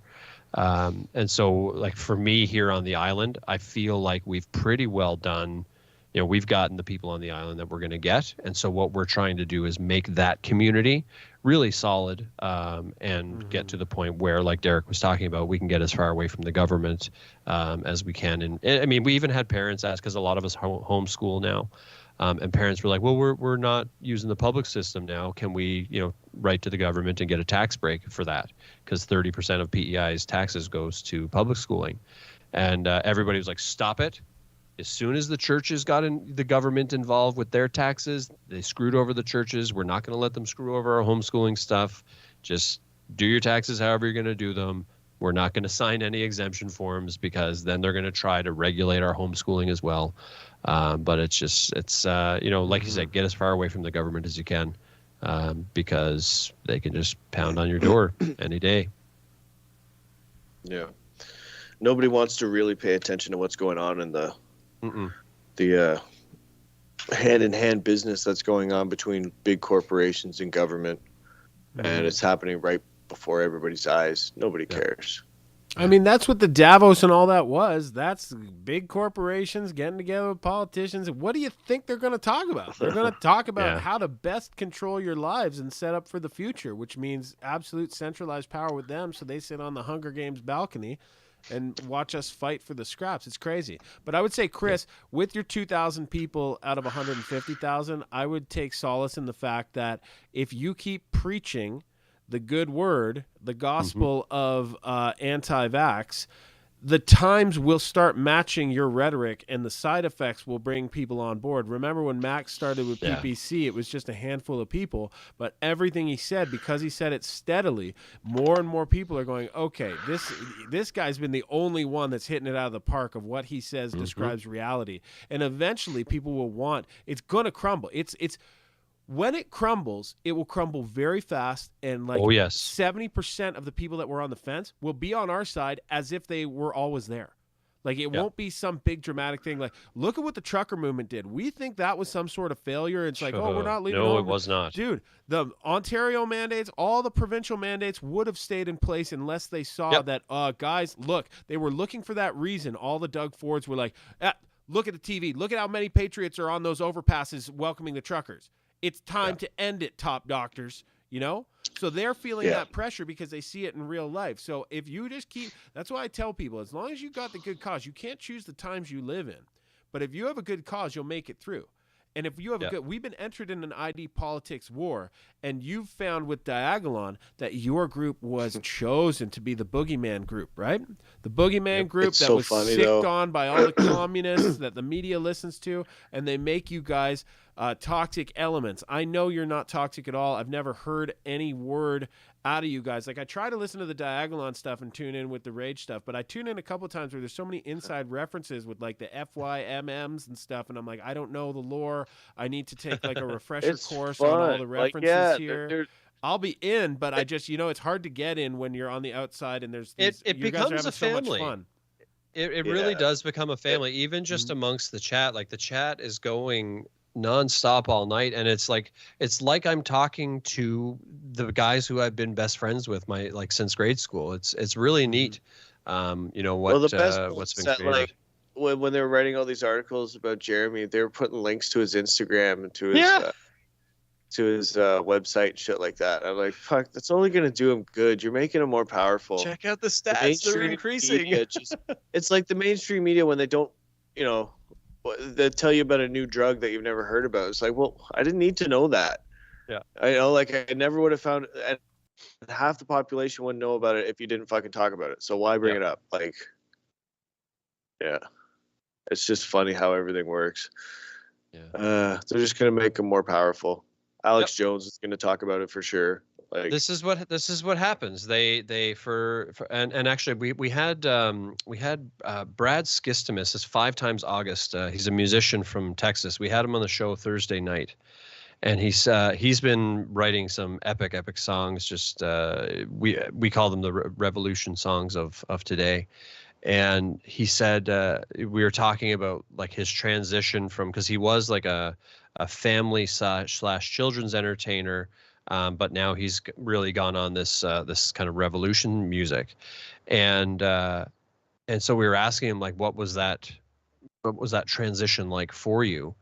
And he said, he said, I definitely lost some fans, but he said, for every one fan that I lost, I gained 100 new fans.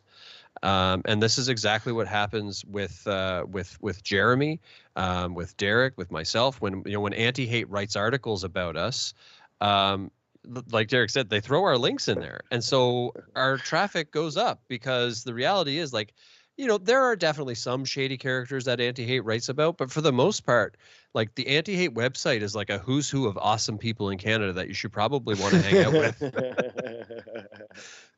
They write about Randy and Max and Kevin and all those guys too. They write about the Ferryman's Toll, who's in the chat here tonight. Like, they write about all of us, and it's I mean, these are all awesome guys who I've met a lot of them face to face personally, and they're just great people. No, it's good. A community that's catered towards people that are like you and are very with race is good for the Anti-Hate Network. But I love that you guys are on board largely with PPC, and I hope that there's diversity in your group where they support whatever they want to support. I'm sure you have some anarchists that say fuck it all, but like, yeah, no doubt. The large group that I care about PPC, it's not because I just want to talk about PPC. I really don't like talking about politics. I really don't. No. But I just see it as we're almost at 1 million people, probably more than 1 million when you count the people that just voted strategically for CPC because they thought, oh, well, I love PPC, but our best chance, I've got the remove Trudeau energy. Yeah. But if it all fails, if we don't win the vote, you're going to need a mighty big ID group to come look out for you and to bond with under the pretext of, do we agree that there should be limited government? Do we agree that this is all crazy? And Max Bernier represents that. Say what you will. There has been a test, a fork in the road, where you could turn globalist vaccines or nationalist treatment, and Max has been 200 out of 200 for treatment, and people that say, oh, well, they promise stuff, but they'll change once they're in power. I'm like, guys, I love the Diagolon group. I love PPC, but PPC is filled with people that are like nothing like me, and that's the beauty of it.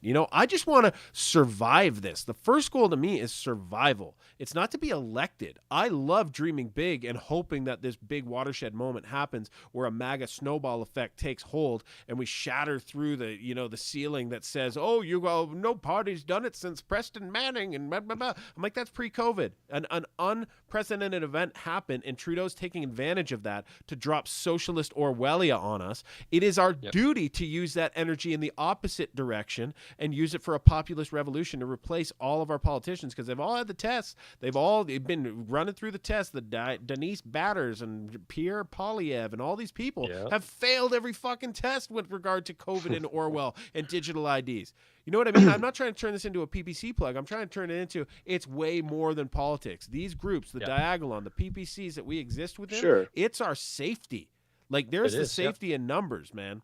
And well, people you used to be on the before we brought down the Plaid Army website. You were on there, of course. But is Plaid Army not the same? It's not a euphemism for Diagolon? Well, yeah, it pretty much is the same group. Like, it's just basically new things that we come up with, and like Plaid Army was vloggers, and it's like something to make funny movies under and do podcasts, and it's just a name. Do you guys still do those funny movies? I love that. Was it Boog to the Future? We got one that we were talking about, but everything's been going so fast. But what I'd like to ask you guys are in the middle of peril right now. It's a bad time for Hollywood. It's a bad Hollywood time in Diagolon. Have you gotten to talk to Viva Frey? No, I don't really like anyone. I like you guys, and I don't like. Well, as soon as I see Viva, he strikes me as a brilliant man that I enjoy watching, especially when his gears are spinning on solving something and he doesn't get it. Yeah. I'm like, oh, thank God.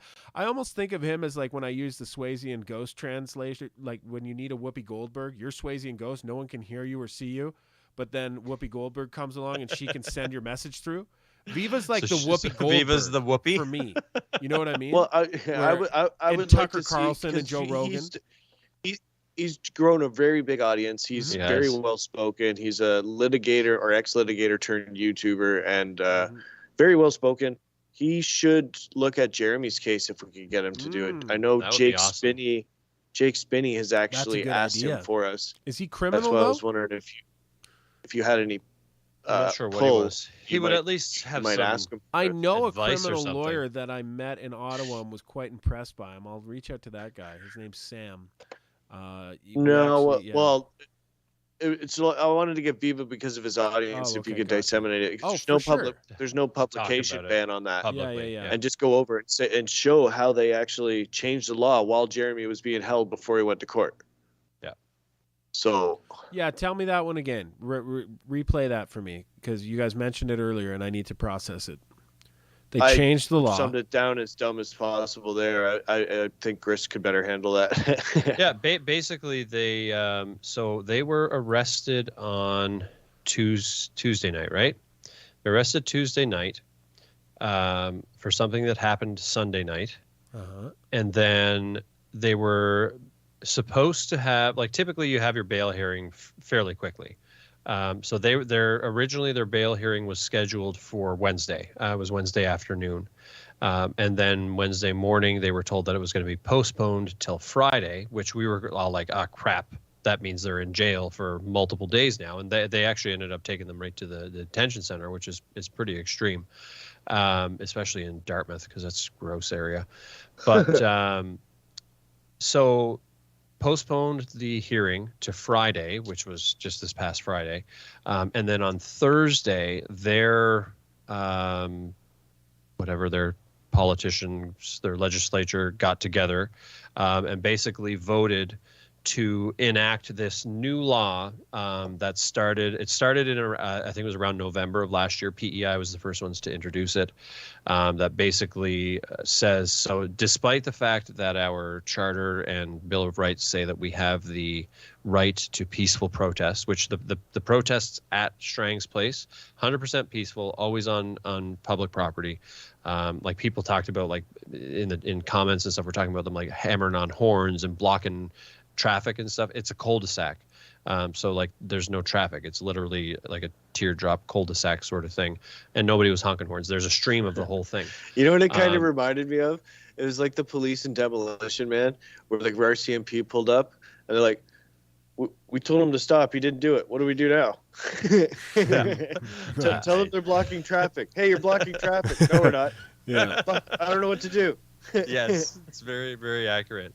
But yeah, basically they met on Thursday and they voted to enact this new law, which makes it illegal, despite the charter. It's illegal to peacefully protest at or near medical and political homes.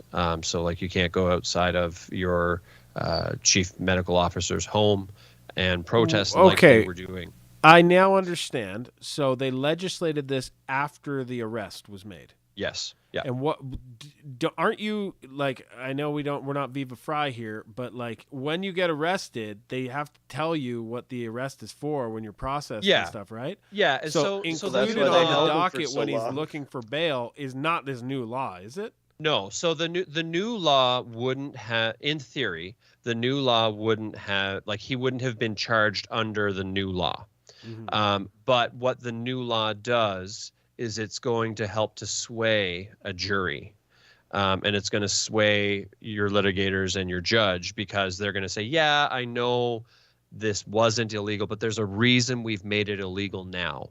And we need to take that into consideration as we, and like they ended up, like they were charged with mischief. Again, in 2022, it seems like everyone in Canada is being charged with mischief. This thing that's never been used. I just before. I'll drop a link in the chat, and I'll do it on the stream as well. If your incoming link. Beautiful. That tells you, it shows 2 days ago they changed the fucking law. They amended it. How fucked is that?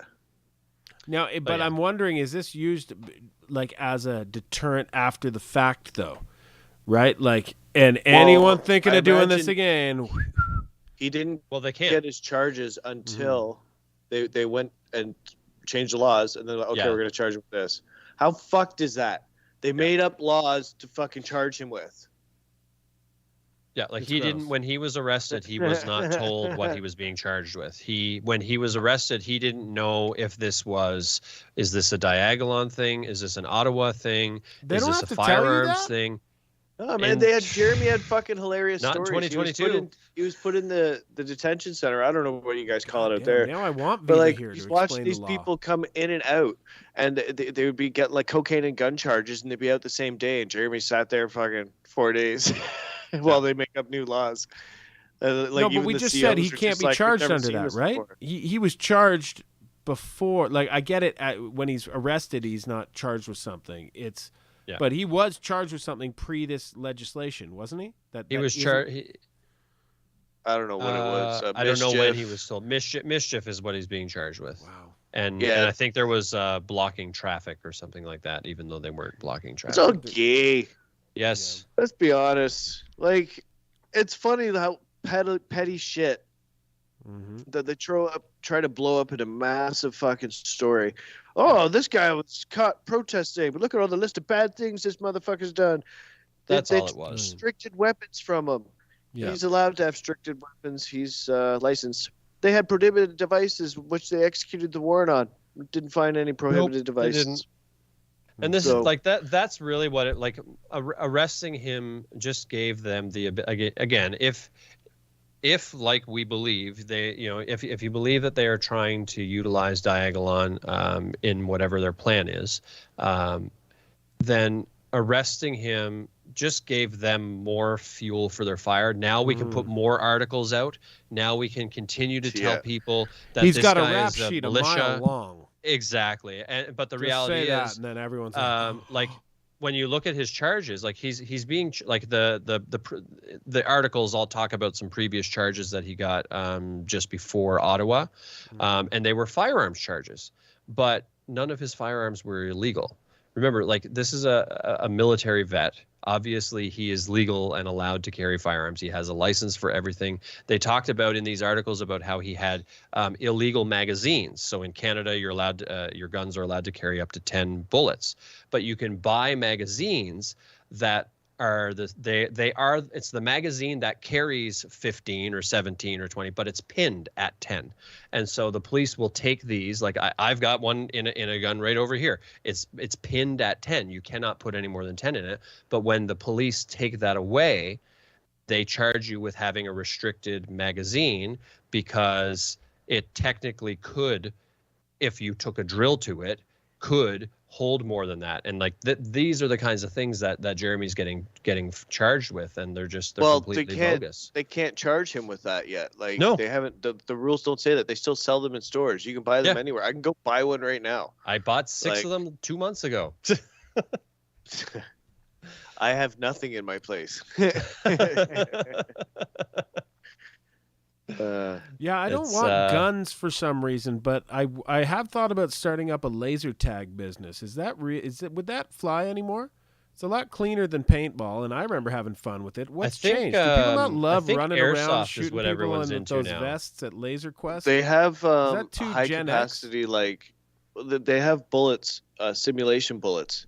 Oh, okay. Where it shoots out the plastic. Like if you get shot in the skin, it's gonna fucking leave a welt. You could lose an eye, but it's pretty close. It's close as you can get to a real round. Nice. It's a real bullet powder behind it, and it's a plastic round. So. My self-defense gun, I think I've talked about this with you guys, would be the Governor, which is it shoots shotgun shells, but it's a pistol. That just really, I'm surprised that's not more popular, to be honest. I think you get 4 rounds. Take your arm it's a off. revolver. I'm it's sure like it is, but it's probably like shotgun shell. It's probably rounds. prohibited or probably. some shit like that. Okay, You're not allowed to sell it in Canada. Like you got to go with what you can get here. Yeah, like which is getting less and less. How about a pistol? You got to have a restricted license for a pistol. Yeah, I don't fuck with pistols. Yeah, a hunting gun would be pretty restricted. cool. Just for safety's sake, I'd like to think that if a bear started coming up, I could Leo DiCaprio it with a musket, but I'd want something a little high-powered. Is there any video evidence of bear spray working? Because I'd be good with bear spray. I just fear that you'd make the bear more angry if you bear sprayed it. There's a good chance if you spray off bear spray, the wind's going to go and catch you in the face, You're too. going to get it, yeah. And the bear's going to be rolling around and maybe bond over the mutual eye pain that you're in? Bear spray is for a city folk that might be scared of a black bear. And a black bear, you can just go, and it'll fucking run away.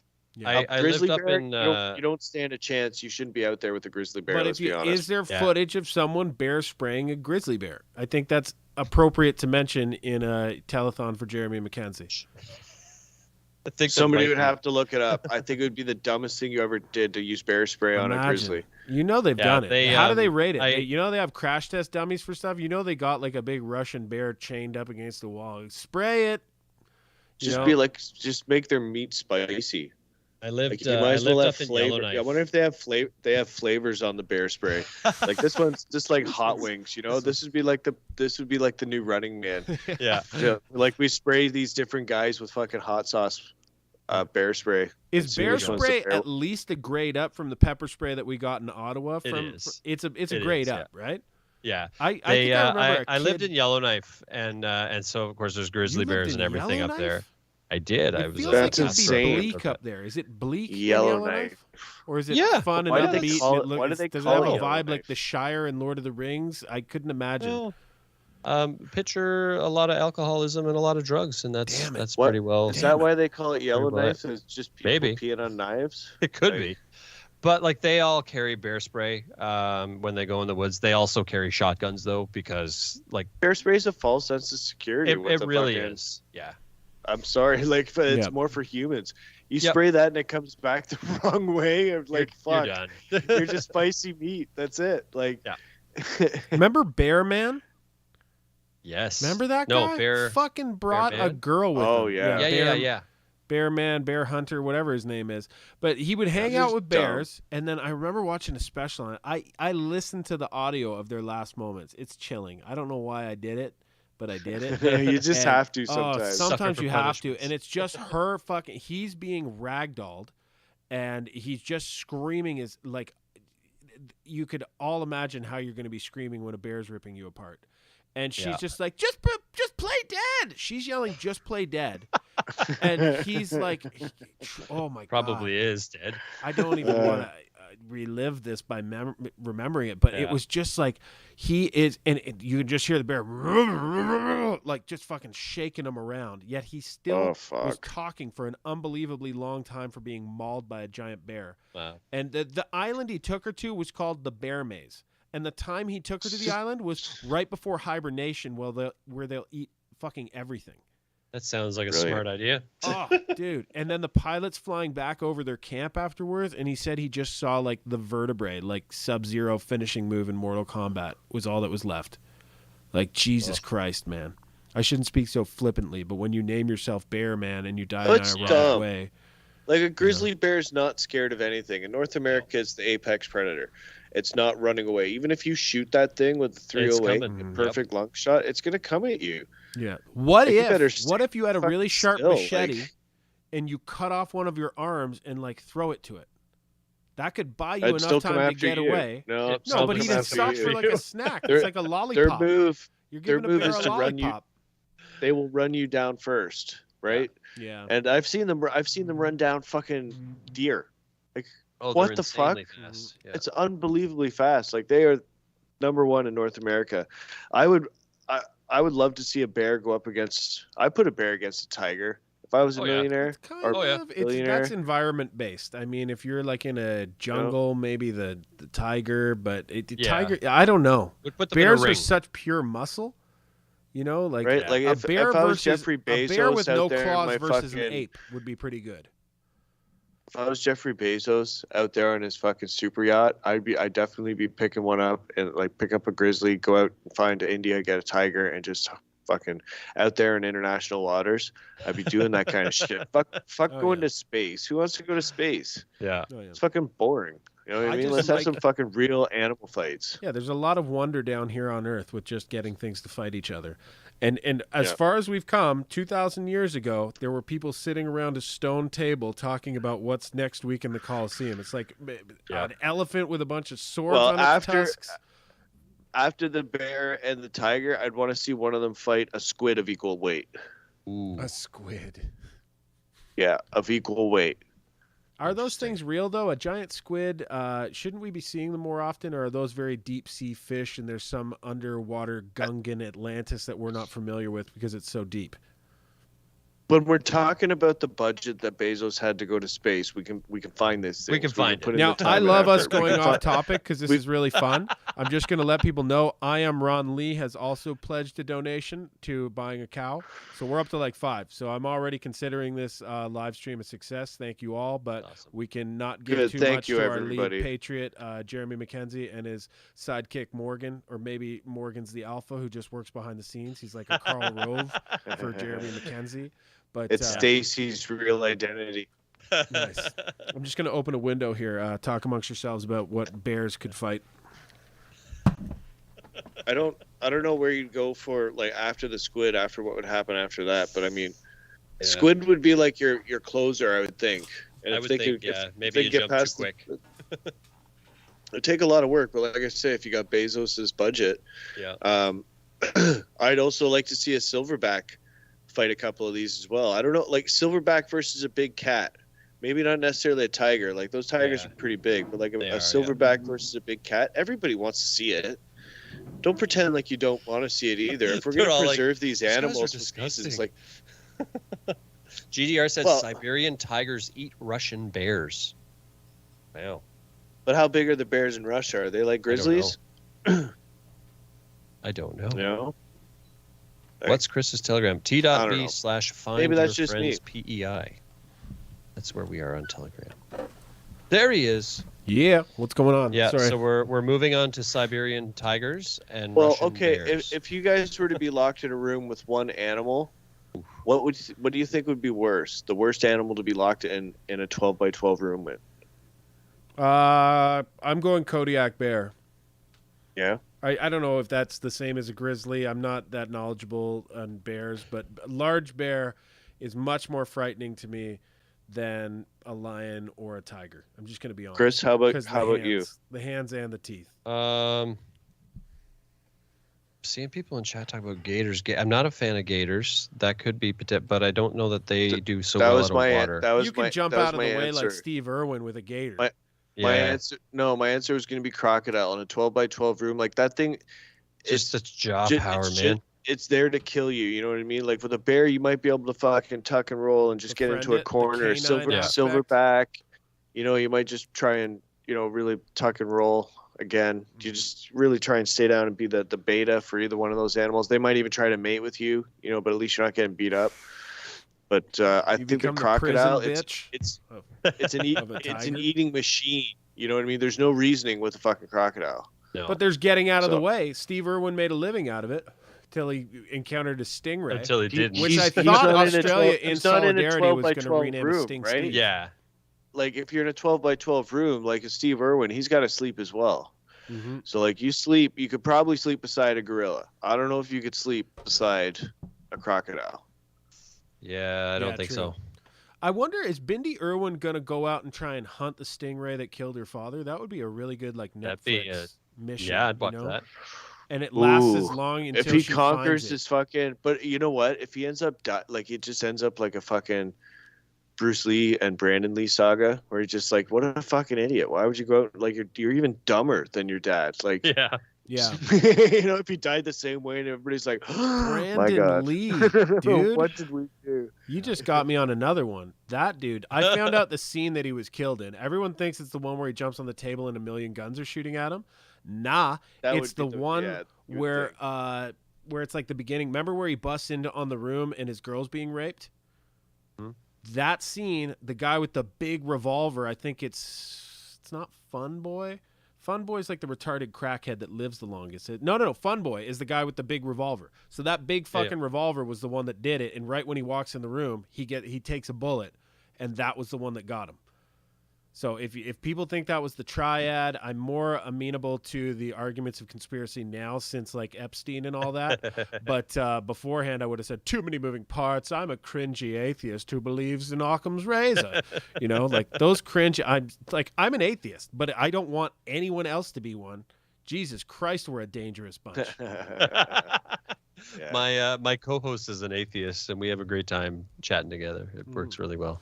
No, like I think there might be some truth to it all, like in the Jordan Petersonian way of allegory. You know what I mean? Yeah. Like, it's all different ways of telling a story and conveying wisdom over the generations, and maybe the genesis of that is some mystical being that translate. Like, they used to get that in times of, if you were in Rome, and I'm going to fuck up the gods here between Greek and Roman. Let's say Rome is an Apollo god, okay? And then you go to Greece. You could go, it was interchangeable. The temple of Apollo was the same as the temple of Hercules. You know what I mean? You could interchange the temples because it's just retelling of the same wisdom. Now, if we understood that, then I guess there's some way that no one cares, though. No one wants to harmonize it with the Bhagavad Gita, the New Testament. You know what I mean? But I just think there is a general truth to it, and there's two aspects to religion. There's veracity and utility. I think the utility of religion, of gathering people once a week to all agree on something, is the most powerful binding force that we have. And to throw it out is to do exactly what's gotten Canada to the point it's at. Just a bunch of individual scattered cats licking themselves as a shield wall of government rolls over us.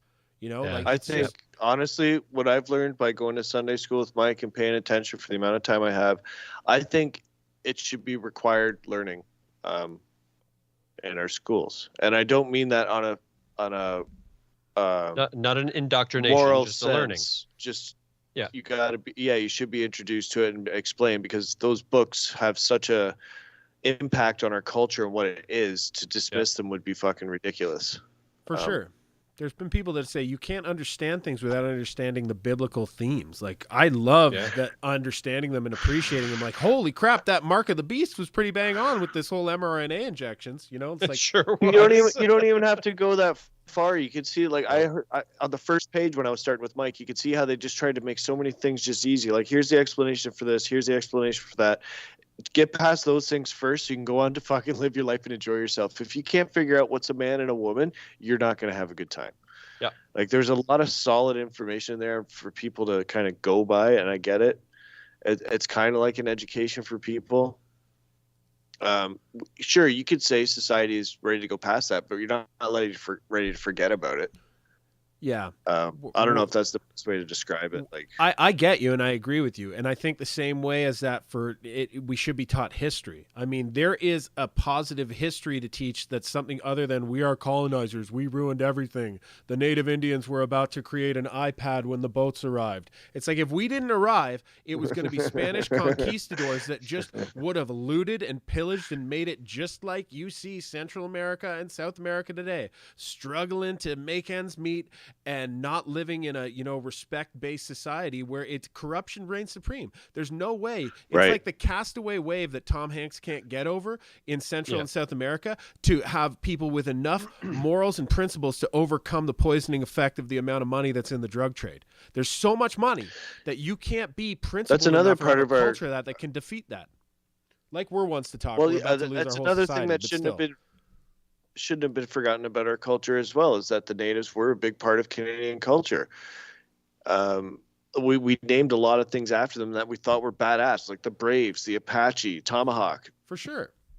All things that we thought were fucking amazing. Tecumseh and Brock work together. That's the ultimate Braveheart story. When I read the history of Brock, I'm like, oh, I get why there's a Brock Street in Whitby, a Brock Street in Pickering, a Brock University, a Brockville. Why the fuck is everything named after Brock? Because he's the bravest fucking guy we ever had. Sure, he may have been English, but he created what is Canada, and he defeated the Americans, and he did all kinds of shit. And he worked with an indigenous named Tecumseh who grouped all the Indians in North America together. It only totaled about 400. But still, Brock used all these people that were united with one purpose, defeating America, and they took Fort Detroit without firing a shot because they marched Indians in they classically do that. If there's only 400, you march them in sight of a sentry to make it seem like there's 10,000. And the Americans were utterly terrified because they liked the idea of fighting on their own home turf, but of fighting in Canada, it's like, no, we didn't sign on for that. And we hear these screaming Indians who give us no quarter and won't let us surrender. They're not listening to a Geneva Convention that hadn't been set up yet. Like, they're scalping people alive. So the Americans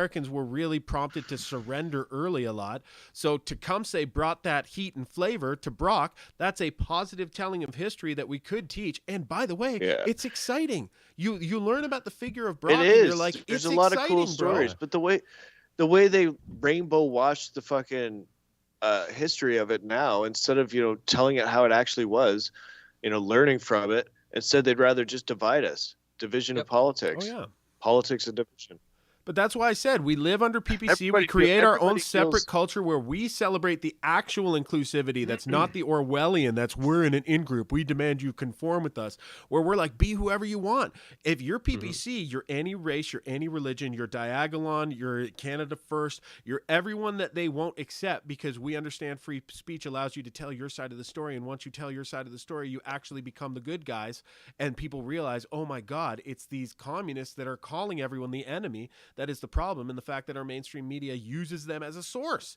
So you can learn all this if we have a culture that bands together and just teaches these things. And we start our own private schools, and they're easily affordable because we're very efficient. We do, you know what I mean? Like bringing back a culture, at least where we're allowed to exist within Canada, is a positive goal that we can set for ourselves, and it's a large one. But that's what I've said. Everyone's learned. Like, we're in chaos. We're not getting out anytime soon. You can have a good cause and thrive in it. Like, remember when Britain was being bombed in the Blitz, and it was just flattened, and every day they would come out and lift the bricks, and they're all smiling like, we're off to lift the bricks. We're out to dig off granny. You know, and they're like, it's because Churchill gave him a good cause and a huge goal at the outset. The odds of him taking out Hitler in the long game at that time were 1 in 10,000 with the way he'd swallowed Europe, with the way Britain just left all their gear at Dunkirk, and they had no way or means of defending their island. But he set the biggest goal in the world and said, we're doing this because it's the fucking right thing to do. Let's have a good cause. This is your goddamn island. Let's do this. And everyone, we're off to get the bricks, you know, and they smiled through it. It was a way of teaching them how to thrive in chaos, and that's what we have to teach people again. And what the internet's done is made us hang out with people that are just like us, which is great. I mean, it's eating jelly beans. Enjoying your friends at Diagolon is a good thing, and until it becomes cultish. But you don't have a cultish leader. You have probably one of the highest scoring leaders in Sun Tzu is Jeremy MacKenzie, right? So it's like everything's good, which is why the Matrix hates your guts, which is why the Matrix made up lies about Max Bernier pre-COVID and created the Kinsella Group, which posed as PPCers, which had 30 people with 30 accounts that are just launching out misinformation about PPC. So my neighbor, that's a real good patriot across the road, I would come up and I'd put a PPC sign on the lawn, and she's like, those guys, but they're racist. I'm like, oh, honey. Oh, honey. Racists. You got gotten to by Kinsella. You know, at PPC, so the trucker movement should have got it behind the PPC, but instead they had BJ at the helm. Yeah. Had that been made into a political movement, some sway could have been made, and you would have had more pull with the media. Like, it would have been taken more seriously. Yeah. Yep, no one wanted really to lead. too bad. I wanted to step in as a leader too, but I'm like, I can't do this. Like, I'm here to report and be a positive vibe, and I'm not going to get engaged with this, and I don't envy them, and that's why I supported Tamara and like let her out, even though I don't like her, and I think she's part of a grifter posse that makes money off the freedom movement. So it's like, maybe she's not part of a grifter party, maybe she's just I just know she's in the circles of people. And it's not the age where you take that same old, well, you don't have sufficient evidence to make a statement like that. I'm like, we live in the times where you should distrust until verified as a goddamn great friend. We have people pretending to be us all the time. It's what the Matrix must do. So it's not the age of I need to overwhelm you with a mountain of evidence why I distrust someone. It's they should damn well be able to come on a 3-hour stream with me and talk about everything I want to talk about and everything they want to talk about, as long as it takes. That's what the truth does. The lies hide behind dismissive words. They don't like, want to. They don't want to platform racist. You just probably want a nation with borders. Racist. Yeah. No, can't platform racist. No, exactly. We believe in socialism and open borders. So all of your hard money goes towards somebody else. Yeah, I think the biggest problem that they had in Ottawa, and I mean, it was an amazing time. I thoroughly enjoyed it, and I wish that I had have gotten my family up there to experience it as well before all the craziness. But was just that while nobody wanted to be the leader, and I completely understand not wanting to. Not having a leader was their biggest downfall, because nobody, we had things like the Tamara letter and stuff like that. Like, there was nobody doing negotiations that obviously knew what they were doing, because the truckers kept giving stuff, but the government was never giving anything. And it's like, in the end, one of the biggest downfalls was that, when you put aside the downfalls of like our government breaking the law and all that kind of stuff, from the trucker side, the biggest downfall was just that there was no leader, no central kind of leadership where people could come to you, the media could come to you, the government could come to you, with lawyers and stuff like that, and actually have like a genuine sit down. And it sadly, probably was what caused a lot of the downfall for it. It was probably an easy movement to divide from within when you're talking from BJ's perspective. So, these guys just want that money. These people want the money. You know, they have an entire ministership dedicated to providing Nazis that the media has so desperately groomed.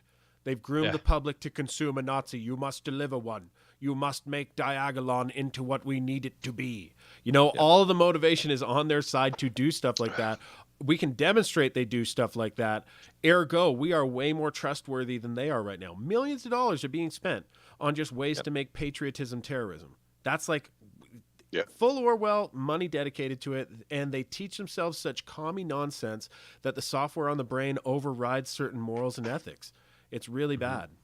But we're coming out of it. They're tangling out of it. And I choose to look at it as like more of a positive with the trucker leadership, because when I got into it, I sent a Rumble video out the night before I left, and I said, I'm pretty sure this is compromat from the top down, and that it's one of these little creations to marginalize a group by, you know, Trudeau and the allies, because I think the CPC is just as bad as the Liberal Party at setting up these false flags to justify narratives.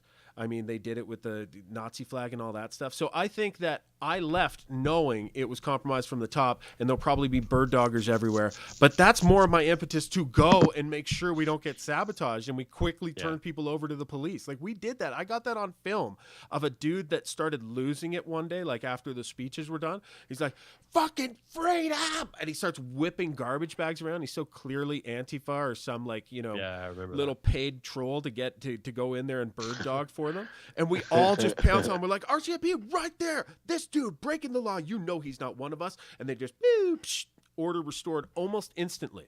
And it was like, that's how a society works where we care about law and order. And so it's the reverse of the narrative. It was just a crazy. So long story short, I knew I was coming into a trap, but I thought this is Return of the Jedi style, where you all just pull up and you don't run into the shield deflector. And that's how you can offer your help, is to go. If you know that it's going to be bird dogged, you need to go there, watch out for bird doggers, and be in constant contact with the police. The truth don't hide. We don't need to be secretive. But it doesn't matter if they control the narrative, right? People just glimpse the headlines still. But real life is still a real thing. And if we're repetitive about how we behave in real life and we're not just cloistered away in our pods, then we can actually affect change, and we can make the culture. Like, the culture will change. And Andrew Breitbart, politics is downstream from culture. Or we keep the culture for our own, just like the Amish did. Breakaway but society. People remember what it's like to be Canadian, dude. They remember what it's like to be a Don Cherry way of life more than a Ron McLean way of life. Right? Yeah. And we felt the Ron McLean way of life too long That's now. what we're trying to preserve, 100%. And it'll come back, man. People go where the bread's buttered, and they know that the lights will stay on. So as soon as the government passes that point where it's like, oh, clearly we have to investigate them after that. I mean, the world media. The biggest enemy to them right now is the world media is embarrassing them to the point where we'll be little North Korea right on the largest undefended border with the U.S. of like a cloistered country with closed media, and no one can get in or out, because that's how much the global media is going to notice all this. I don't want to give away too much, but the head of immigration for Diagolon is going to be a Native American. Nice. That's good. It subverts all the circuitry. It's like Neo walking right just up gotta to get the it all brain out there. bug. You got it. Yeah. I don't even remember how the Matrix movies end. Did anyone watch those trilogies to the end? I think I'm just the first one, and then the guys with dreadlocks showed up, and I'm like, I think I did watch it, but anymore. I watched them, but they were forgettable. There was nothing special about the last one. They tried to incorporate smartphones, and it just lost me. I fell asleep. Oh, you guys could do a challenge where you play clips from the last one and then clips from the second one and make me guess, and I'll have no idea what's the third or the second one. It's just when Morpheus started speaking in a cave rave, and he's like, "People of Zion," I'm like, this guy, they just changed his character entirely. He was 1 second Han Solo, and the next he's like Deepak Chopra. You know what I mean? Well, you didn't understand the Matrix then. Once you plug in, you're whoever you want your identity to be. But this is unplugged on That's Zion. The point of a surrogate. True. Right. That's the real life. Once you plug in, you know, there you are. You're in the metaverse. Sure. Or I mean, but no one. It's kind of funny how they're talking about all these, the Matrix and the metaverse and the Spider-Verse and the multiverse, and all these things are coming out at the same time to fucking program you to get used to. Yeah. Oculus. Conditioning, man. Conditioning. Yep. But I think it's got to fade. Like they say that no one watches it, right? They say no one watches. Sorry, I'm hearing something. Did someone join our Skype call? Okay, sorry. Yeah. So. No, I was going to say, like, you could invite Jeremy if he's around and we're not talking about anything case-related, but I don't know if he's even up or he's busy, like, getting... Probably not a good idea at this point. No? You guys are staying silent. Good. Like, not to talk about anything? Well, he's not allowed. We'll see. Yeah. He's so limited in what he's allowed to even talk about now that he's like, I don't know what I would talk about. Come out and talk about puppy dogs and rainbows, man. Cows. Yep. I was thinking of doing an Ace-based song review and like Gavin Rosdale's song reviews where we just, because they can't play music on here, you just read the lyrics and kind of try and understand what they were going for. So he could probably do something like that. He could probably do that as long as there's no politics or anything mentioned in it, Yeah. Well, I said last night on the stream, this is what happened to Red Green. He looks it'd be too tempting. Sorry. He looked like what Red Green did before going into the woods and went crazy and started fixing everything with duct tape. Perfectly healthy guy, and then all of a sudden the government got to him and he's like, fuck it, I'm going out in the woods. Yeah, he's going to become Rage Green. No, I get it, though. It would be too tempting to draw back to a subject that touches closely on something. Yeah, you're right. Good thinking. But yeah, man. I don't know. It's do you have any more classic videos? We can keep it back to Jeremy before we talk about tiger versus an octopus. You got to probably go soon too, my man. It's East I do. Coast it is getting super late here. Yeah, I don't mind. Maybe I'll bow out now. You guys can do what no you worries, brother. I'll as long as we're talking about tiger versus octopus, I'm down. I'm down to talk about tiger versus octopus all day, bro. Yeah, man. I just want to keep it topical every now and then. Run like a Alex Jones Nutraceuticals commercial for Rage like every 3 minutes. I love it. Yeah, I love it. Those clips he's probably got up there on his own channel still. But yeah, it was good to see you again, Plaid Padre. Yeah, you guys have a great night. We'll talk soon, Chris. And we'll talking. You got it. Cheers. Brother. Cheers, brother. Oh, nice. You got full screen TV star privilege now. Look at the focus of the show. Good job. Pow. All right. Yeah, what's your favorite animal, brother, and who would you pit it against if you had to do it for money? Well, I mean, there was the obvious choice with the grizzly bear and a tiger. I think, even a big cat, that would be cool to see. But I don't know what. Have you ever watched the tiger mauling? Like I would like to see a moose versus a camel. Yeah, I'm not sure how you'd get them to fight each other. And they don't have enough offensive. Well, the antlers, Jesus Christ. So we're giving it to antlers. Well, you might be able to get the moose to mate with a camel, and then you'd have like an ultimate battle fight. It'd be better than a Clydesdale for battle. True enough. But I don't know. I'm going to have to see a size-by-size comparison of a moose and a camel because I know camels are quite large, but then moose are quite large. And having giant antlers makes it like two giant bats that one of them is getting, where the other's got two humps on its back, which is good for a marathon if that's how the battle's going to go. But if you end up good genetics and like if you had something like the island of Dr. Monroe, you could really get something going there. You just keep breeding them and then tossing away the ones you don't like until you get the right animal. Yeah. If they're compatible, I would think they would be. Do you think we're cloning people right now?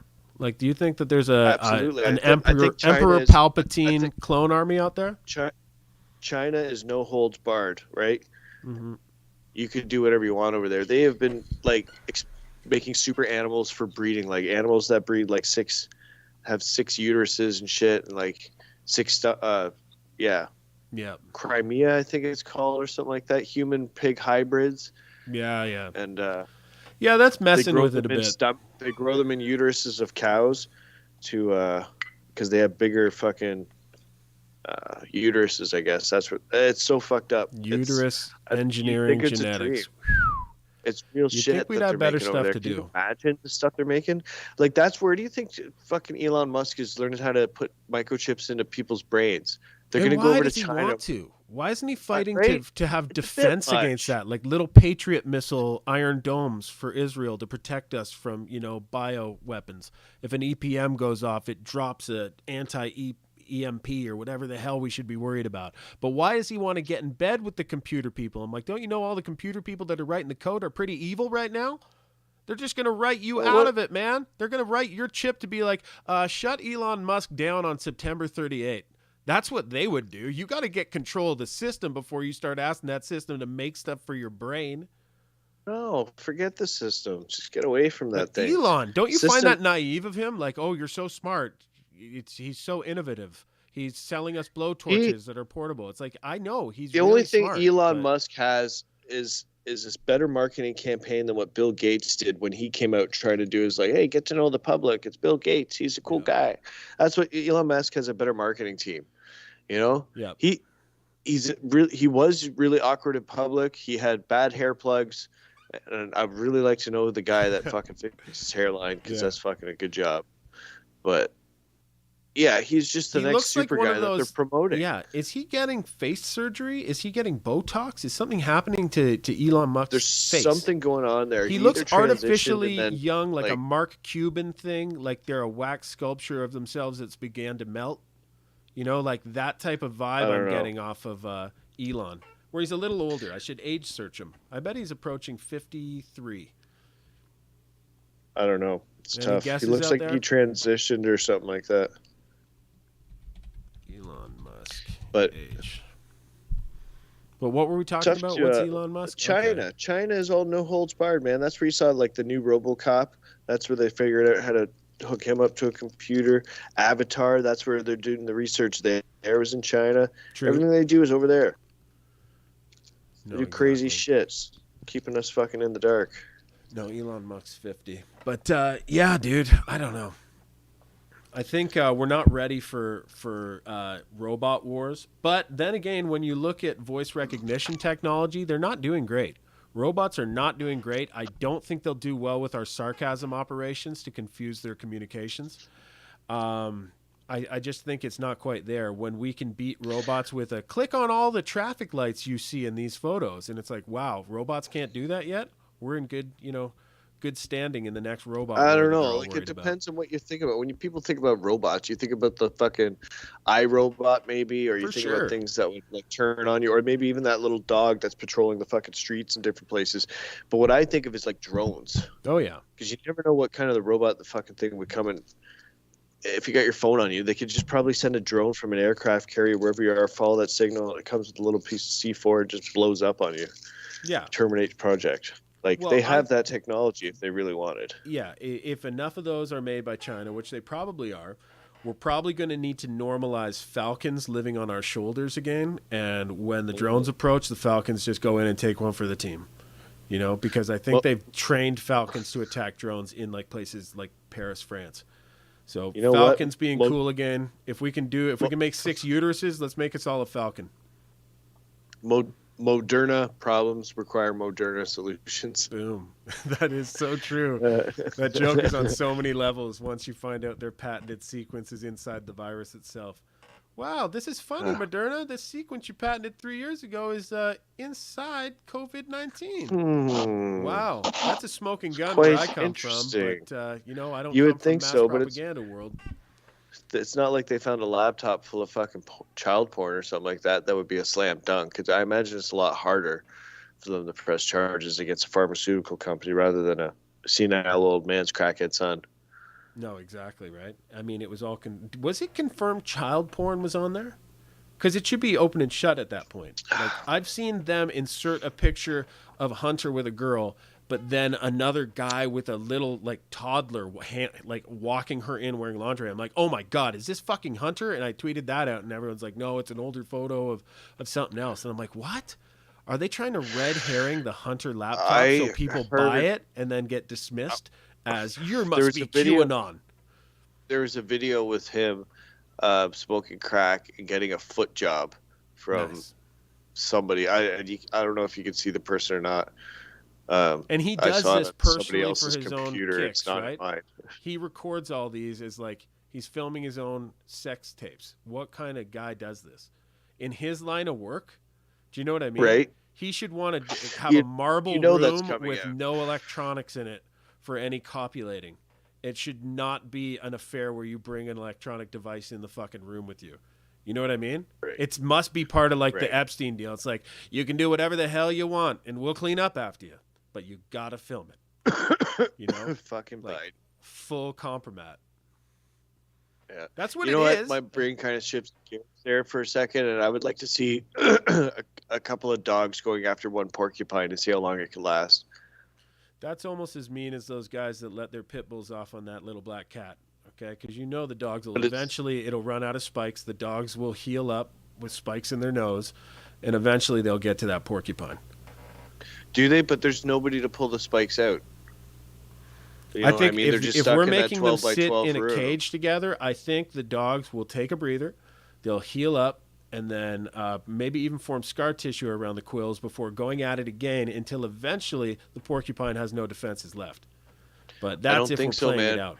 I think if they're in a small cage, even a 12 by 12 room, I've seen dogs with it all over their face. It renders them useless. They can't get them in their tongue, they get them in their mouth, and they can't do anything. And then they have nobody to pull it out, so the sepsis will set in. That's why, honestly, for anybody out there that's never had porcupine meat, it's fucking phenomenal. Pulled porcupine sandwiches. Really? Yeah, that's the way to go. Add some needles for texture, ground up in a little magic bullet. Well, you got to get rid of the needles. I mean, you got it properly. Man. But yeah, you got faith. I don't even know. Like, I know more what a cartoon porcupine looks like than an actual one. So I'm willing to trust you on this one with more I will say I've killed one possum in my life. My dogs mutilate them, and then I have to come out and deal with the horrific mangled rabbit baby corpses outside, right? And like a bird got bit in half by one of my dogs.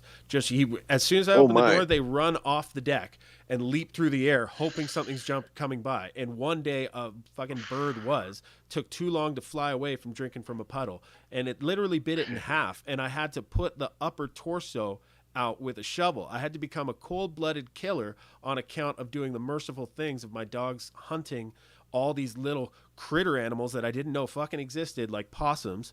And then one time I was going to kill a possum that I thought they mangled, and it's just laying there.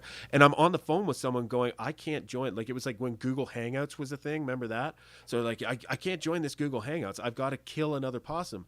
And I'm like, it's still kind of breathing. They're like, oh, you know that they play possum, right? And I'm like, you're fucking kidding me. Is this thing actually playing possum in real life? And I just kind of scooped his back, and he hopped up. He's like, okay, cheerio. And I'm like, wow. I almost mercy killed him because the first possum was disemboweled that they'd hunted. And it was like just a mercy kill, right? And the second one was like, this thing was just playing dead, and it worked on my dogs. They were just circling it, barking, and I came out and almost shoveled it, but just ended up having a nice moment with it. Chicken shit fucking saved his life. Yeah. Right? Yeah, but geez. Who do you think would win, a turtle or an armadillo? I think it would be uneventful. That's all I can guarantee you. An armadillo? What if the room kept getting smaller by the hour? Like, yeah, that makes they it gotta more get hungry interesting for sure. Then I think it's the most dexterous and the one that could crawl on the other one's back, which I'm thinking at first thought is an armadillo. I don't think turtles are going to do it. Maybe if you add a foot of water, this is getting interesting, right? Because then the armadillo's at a marked disadvantage. And the turtle would just fucking it has to be a meat-eating turtle for sure. But then a snapping turtle's pretty deadly. I think a snapping turtle would kill all of us. That's not fair, I don't think. Yeah, snapping turtles are mean, and they're rightly named. As soon as I heard that, I'm like, oh yeah, don't put your finger at it. What's it called? We could still run it as like, you could still run it as like an undercard, just because it's interesting, but you can't make that the main event. No, for sure. No, do we have any dangerous snakes up here? You'd know about that. Are there dangerous snakes up here? Because I always knew the garter snake. Is that for real? Am I pronouncing that right? Garter snake? Yeah. Yeah. I catch them all the time. I always thought it was Gardner or Garter snake? I don't know. I thought it was Gardner for the longest time. Well, there's no way we can find this out. No, but yeah. I'd love those things, man. My first ever job was like at a woodlot at a provincial park where it was just I was a kid who wanted money for like fun dips. And the guy's like, you chop this wood, I'll give you a fucking $2. I'm like, all right. And in the wood pile, there'd be snakes everywhere. And I would just pick up these garter snakes. I'm like, they literally don't bite you. Like they'll go nuts on a frog. That's not true. They will bite you. Well, the ones I knew were benevolent. I thought, like everybody thinks that. They're like, oh no, they won't bite. They will eventually. Oh, okay. And there's also we have a milk snake up here that pretends like it's a rattlesnake, but it's not. And we do have the Massasauga rattler, which is actually poisonous. I ran into one 2 years ago up in Ardbeg. Nice. Yeah, they're very loud. They let you know where they are first, long before. But it's not poisonous, right? Yeah, it is. Wow. I never knew we had that going on this far north. They have antidotes at all hospitals, though. So you get people out there, you'll get it. That's funny, though. I never thought we had, like, I think of Australia, and I'm like, why don't more people live down there? I'm like, there's so much deadly shit. Fuck that. I thought we didn't have it here. I thought we were safe all the way growing up. I didn't learn it until like the past 10 years of my life. And then, yeah, what you're saying about Australia, dude. Yeah. Everything over there wants to kill you. Could you imagine being an Aussie coming here and going swimming in a river? I wouldn't be comfortable. I'd be having flashbacks in Nam where there's a fucking croc in there, you know? But I guess they're not that prevalent in the inlets of Sydney or whatever. But still, man, isn't there saltwater crocs? Saltwater croc? Are you fucking kidding me? They couldn't. So true, eh? We rivers? got nothing in the water here that we're worried about. Yeah. Like, it's just fresh fish. Nothing and but problems out there, especially Africa. Good Lord, a fucking hippo? Imagine getting bitten in half by a hippo just because you wanted to have a dip in the river. People don't realize how aggressive hippos are and how fast they are swimming. I'm worried about a crayfish nibbling my toe versus them worried about you might get a leech. You might get a leech crawl up on your foot. Yeah, I've never had that happen either, man. The fear's always been large. Every river, I believe the people that were like, "There's fucking leeches gonna get you," and never got hit, man. I got so lucky. I was catching crayfish. I think they're like COVID. And, I was leeches trying to been catch isolated? Crayfish. Sorry, go on. It's a good question. You know any leeches? I don't know any leeches. I had a couple on my feet when I was going for crayfish. Yeah. But whatever, you just pull them off, and you're lucky. Are they? Yeah, they make it look like you're gonna but die. You got to get salt. You got to put a lighter on them or something. It's like just rip it off. Just rip it off. Yeah, it's not. You'll see a little bit of blood. But it seems pretty. People get scared. I'm like, anyone have salt? It's like, if you got like a pack of salt, I won't rip this off. But other than that, I'm ripping it off. Yeah, rip it off. Fucking, they put some alcohol on it afterwards. There's gonna be health officials watching right now. Like, but that's exactly what I did. What am I gonna do? Run home with a leech on it? No, get rid of it now and fucking wash it up. Keep going after the crayfish. Fuck. And it's probably good bait. You hook that thing. Sure. I imagine you know what that I mean? would work. I've never tried it. Yeah. I don't catch anything. I take the boys out to like Duffin's Creek. It's like a heavy, probably wouldn't want to eat any of the fish out of that river, but just catching them would be exciting. And so I've been bringing the boys out there, and it's just like urban, That's like cool. 60 people walking by us a minute it's like the Brooklyn Bridge above us, but whatever. That's close to Toronto world.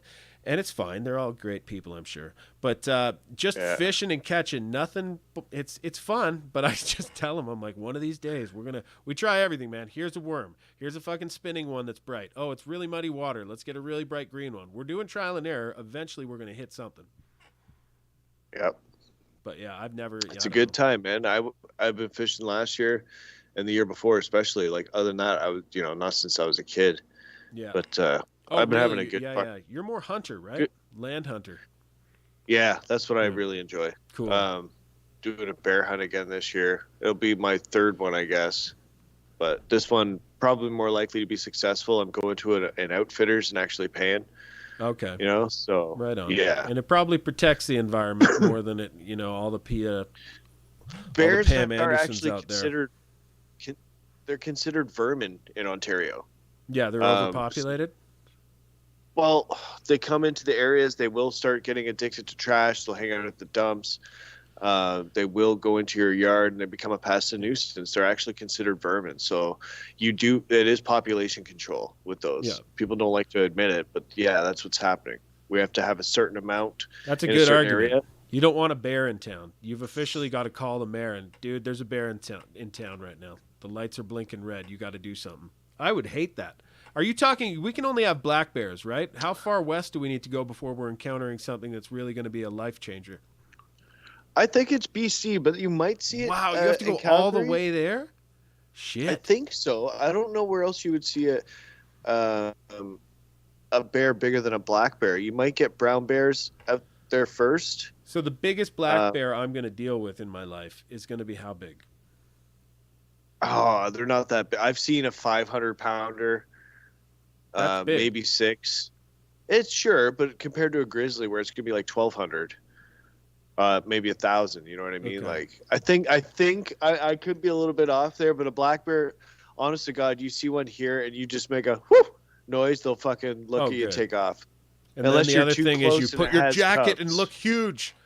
You do like an Obi-Wan If you're Kenobi too- on the Sand People. If you're too close and it has cubs, it might go after you. Okay, that sucks. Yeah. Make sure there's no cubs around before you get too challengey with a black bear. Yeah, because I would do that. I've seen dudes do that as the number one defense, is jump up at it screaming, and they fucking run away. But I wouldn't want to risk it if there was some cubs behind that bear. Still, most black bears will run away. Like, I can't count how many times I come out of my trailer in the past 2 years and fucking you'd hear them scurry off before getting up, or like fucking see. I saw 2 at the fire pit. Fucking when I got up to take a piss in the morning, they just fucking I gotta get the fuck out of there. Like, god damn it! But I'm a up here hunting for 500 bears, and pounder? that's what I fucking see. Yeah, I know. That was at the dump. Okay. It was obviously a dump bear though. Like, that's not fair. The dump, you would not want to eat that. You wouldn't even want to keep it as a rug. They fucking stink so bad if you fucking got a dump bear. Really? Jesus, yeah, that's to be expected. That's gross though that you actually found out firsthand. I'm seeing in the chat there, Western Alberta definitely has grizzly. I didn't know that. Oh, cool. I would imagine But, that's probably where it that's starts though. Mountain bears, You probably know? out there. And then how far north would you have to go to become polar bears at that point? You know, like polar bears and Timmins. Get the fuck out of here. And we have enough polar bears. Everything was a lie about them, right? We're not running out of polar bears. That's not true, is it? Polar bears in fucking Timmins? No. Panda bear in Ottawa. Okay. This is a fun chat. This is good. No, dude. I think polar bears, we've never given this thought. I'm assuming they're like north of Baffin Island on some ice floes, but I guess they're down in like Labrador and shit too. I don't know. Would they be like Northwest There's Territories? no way we I've can never find asked this that out. question. I'm always under the impression they live in Alaska and they're swimming with fucking killer whales and shit. No, Seals. the fact that they could swim like 60 miles, though, I'm like, yeah, these bears, when you see a wet polar bear, you're like, this is a mountain of muscle. This is something that it's probably more deadly. If we've been ignoring the polar bear in this argument, but I think it could probably kick a Kodiak bear's ass, maybe. I don't know. Right? Like, it lives under harsher conditions. I mean, the fucking grizzly just walks around like, hey, I'm a badass, doesn't get challenged. But the fucking polar bear's got to swim after seals, like go after sea lions. It's got to be more like cunning. fucking, If it was, he's out there fucking with walruses and shit.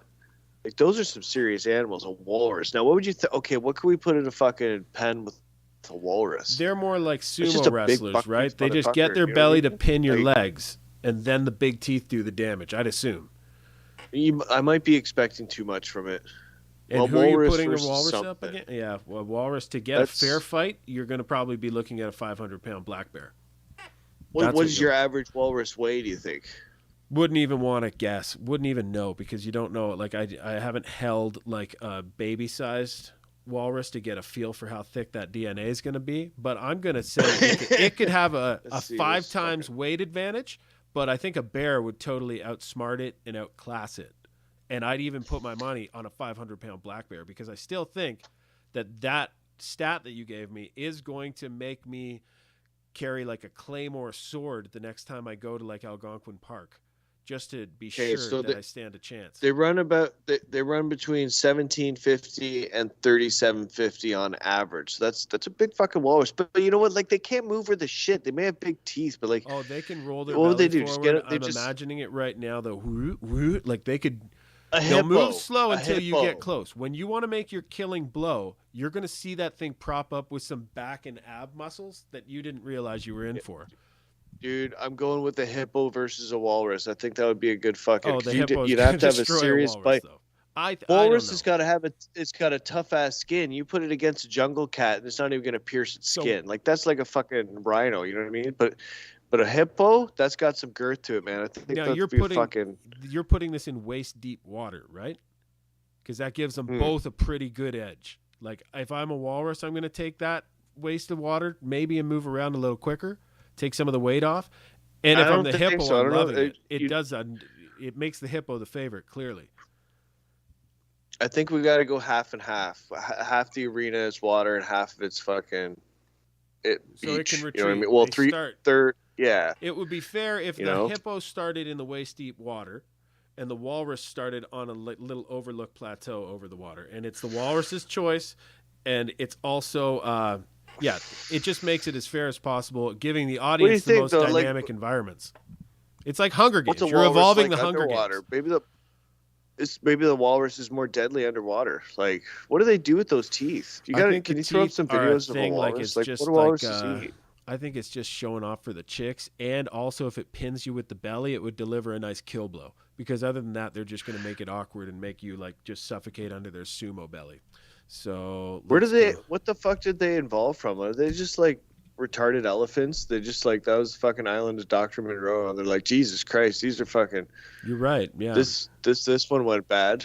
Like walrus. Walrus sound song walrus falling off a cliff. Walrus whistle. Oh, there's a brilliant clip that everybody should see. Okay, no, disturbing. You know what you should look for? Snoop Dogg, Animal Planet, walrus. Oh my God, there's walrus versus polar bear, dude. The first search when I put walrus versus, it's walrus versus polar bear. Remember that though. Which one did you say? I'll write it down in another tab. Snoop Dogg, Animal Planet with the walrus. Oh, that's a thing? Yeah. It's a fantastic video. But I definitely want to see walrus versus other things. This one is just good for a good fucking laugh. Nice. Let's put that on, though. We don't just asking me to do AV skills is going to work. Let's do it. On this program. In fact, sometimes we barely even do that. But we strive to enlighten here, and that is why we teamed up with our old pal Snoop Dogg for an educational series about nature and wildlife and things you should know. And with that said, it's time to learn about walruses on tonight's edition of Planet Earth. This is some classic shit right here. Yeah. Oh yeah, it's gonna get real cold up in here right now. Check this out. Them seals, a whole bunch of seals or walruses? Okay, walruses, because see, seals don't got long teeth like that. Oh, polar bear. Oh, don't it's the same video. Walruses? Yeah. Wait a minute. There's too many of them. We gonna get one of y'all. If I was one of the walruses, I'm jumping right in the middle, so I'll be the last Oh, he shit, gonna get. that's See, pain. you on the outside, he finna get you. What you thought? Your black ass in the middle. Oh, that's up, but ain't nobody gonna even help him. Be jabbing him in the back with them long ass teeth. They ain't doing shit. Look at it. Let me go. Get swim. Look at this. That's funny. This is a dumbass polar bear. He can't even get one. You gotta get the lame one. You can't fight. You got the toughest one he trying to fight with. Oh, see, there you go. That's what I'm talking about. Stab his ass. Help him out. Help your homie out. Stab that with them long ass teeth. That's good. All right. Okay, there's a better one. Put walrus and penguin. Walrus and penguin. Yeah. Yeah, and I wish I had the AV to put you up there as well, but I can't. No worries. This is way better. Yeah, this is what I thought we were watching, but it was interesting to see that anyway. Nice. Okay. No, that was funny. That other one too. Let's do this.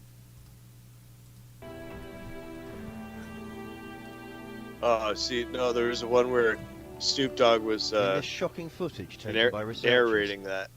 Oh, okay. I didn't include Snoop.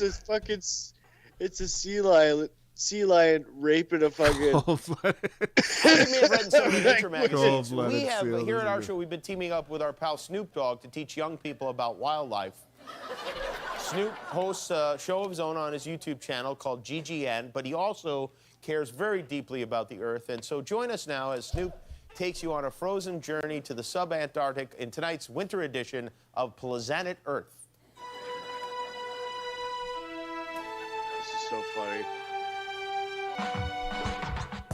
Hey, what up, though? It's your nature guy, Snoop. Roll the tape. Oh, wow. Is he twerking? What is he doing? Oh, no, cuz this nigga is screwing a penguin, cuz. He cold-blooded. He went Bill Cosby on her, cuz. Look at him. You putting that pudding in that pudding, huh? Cuz, you gotta look at this back. Bring that one back for me, cuz. Oh my God. He done went ham, cuz. Look.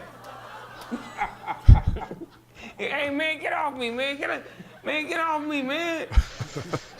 Oh my God. Was that a walrus? He was wrong, whoever he was.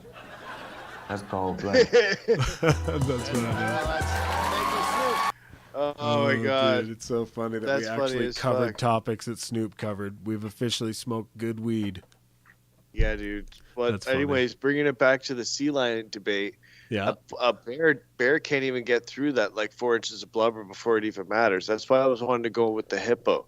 It'd be a long, get drawn you out back. battle, but the hippo and the walrus, I think, would be a good fight. And even if you had to like keep these, you could make it into like a festival where you just have all these animal fights in different places because you never know how long they're going to take. Like, okay, the walrus and hippo, we got to wait a while before we may have to antagonize them. Let's go over to the bear and tiger fight. That's still going. We are planning the Colosseum of Rome back with the shows they used to plan back then. Yeah, you got to think of the logistics of keeping them entertained. Do we have a few Christians to feed to the hungriest lions if things get boring?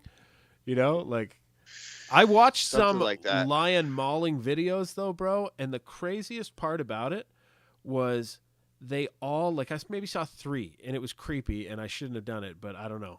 Sometimes you just search those videos when you're like 25 or whatever. And I noticed the lions would fixate on the target. So India was happening a lot where the lion tamer would just piss off the lion and it was his last, he just had it and he was like Michael Douglas falling down, goes after his tamer. And no matter how many people gather in front to cause a ruckus like the military and that, never takes its eyes off the first dude. The one that it picks in all cases, if a lion has chosen you, you can have 300 people intervene and it will never take its eyes off you. Like from dealing with zebras and shit and selecting prey amongst a moving group. Like they are dead eyes for the victim the whole time. You better get that victim behind some iron bars, you know, and then probably the lion will just chill out. You know, it was weird how much it had target selection bias. Puts a fatwa on them, eh? Yeah, you can't afford to like prowl around and find new targets. If you pick that target, you got to go after that baby gazelle, and you can't go after this one and then go get distracted. I guess it evolutionary makes sense, but yeah, it would just be frightening. So now that I'm talking about lions, I'd probably put that at the top, maybe above a bear. I would like to see wild cats fight people their own body weight. Yes, that would be interesting. Steroids are allowed. Yeah, there's a lot of waivers to sign, but I think that might actually have legs. It might fly. Yeah, it's better. Right, that would be good for Coliseum. No weapons. You got to fight a wildcat because it's been proven a guy can beat a wildcat with his bare hands. A guy was attacked by a mountain lion out in California, and he did jujitsu, and he got behind it and fucking choked it out. Yeah, it would be too gratuitous as violence for the masses because we wouldn't be able. You'd feel bad because how do you end it if you're the man? There's no way the cat's going to tap. I think I'd rather fight a cat my weight than a fucking wolf my weight. Ooh. I think. I feel like the cat is going to be more, if it's a powerful cat, like you've seen what little house cats can do if they want to grab a hold of something and hang on. So if you add power to that, it's going to be much more dangerous than the canine build where maybe we could do some lateral movement to, you know, maybe Steve Irwin it for a minute or two, where I don't think a cat will even care. It'll be like, I've got all the angles figured out to pounce on you. Like, no. I don't know. You see, you go toe to toe with a cat, it's on the defensive and they're fucking scared. If the cat's all about the surprise attack, you know what I mean? You go to toe with the cat and it's always going to be on a defensive thing. You might have to go after it. But if you're fighting a wolf, your body weight, that's a big fucking animal, big wild animal. Oh, yeah. You still might be able to get behind it with some jujitsu and like, you know, the way you wrestle with your dogs and stuff like that, you might be able to fucking choke it out. But I'm not saying I'd win against Brock Lesnar. I'd like to see Brock Lesnar like against a silverback. Like, yeah, I don't know. I need to see in real life Jane Let Goodall him gas style, up like, though. Let him just gas in real life. Yeah, to the gills. If it's a true silverback, the ones I saw at the zoo that one time that I don't remember, it was huge. So I don't think that human strength can compete with mad, you know, animal. Spent my whole life doing this. Like they're naturally ripped. It's like they don't have weights and dumbbells to practice this shit every day. They're naturally ripped. So I don't think. But still, I'd like to see Brock Lesnar fight a cat his weight. That would be a big cat. Yeah, I mean, and the cat would win. 260 And the cat pounds. would win faster than an ape, and the cat would win faster than a dire wolf, which is what we I don't have know. to get into. It become to like get it become like a bodyweight matching wolf. rite of passage. Like if you could beat a cat your body weight, and kids would want to do it at 16. It's like, man, I'm only 145. I mean, I have to beat the cat now. You know, then some of the bigger bigger kids are gonna be like, family. fuck, man, I'm already 200 pounds. How the fuck am I gonna fight that fucking cat 200 pounds? 200-pound cat is that's a. I don't even want to weigh in, but I think that even a cheetah could kill you, but it would be tough, but it'd be painful. Where I think I'd rather, if I'm going to lose, I'm going to lose to a wolf rather than a cat that's just covered in claws and sharp teeth, where it's the power jaws of that big wolf might end it early, which might be, the way to go. So I don't know. It's you're choosing either the little chick sword from what's that, Game of Thrones? What was that girl's name? I haven't watched that show in forever, bro. I don't think I'm going back.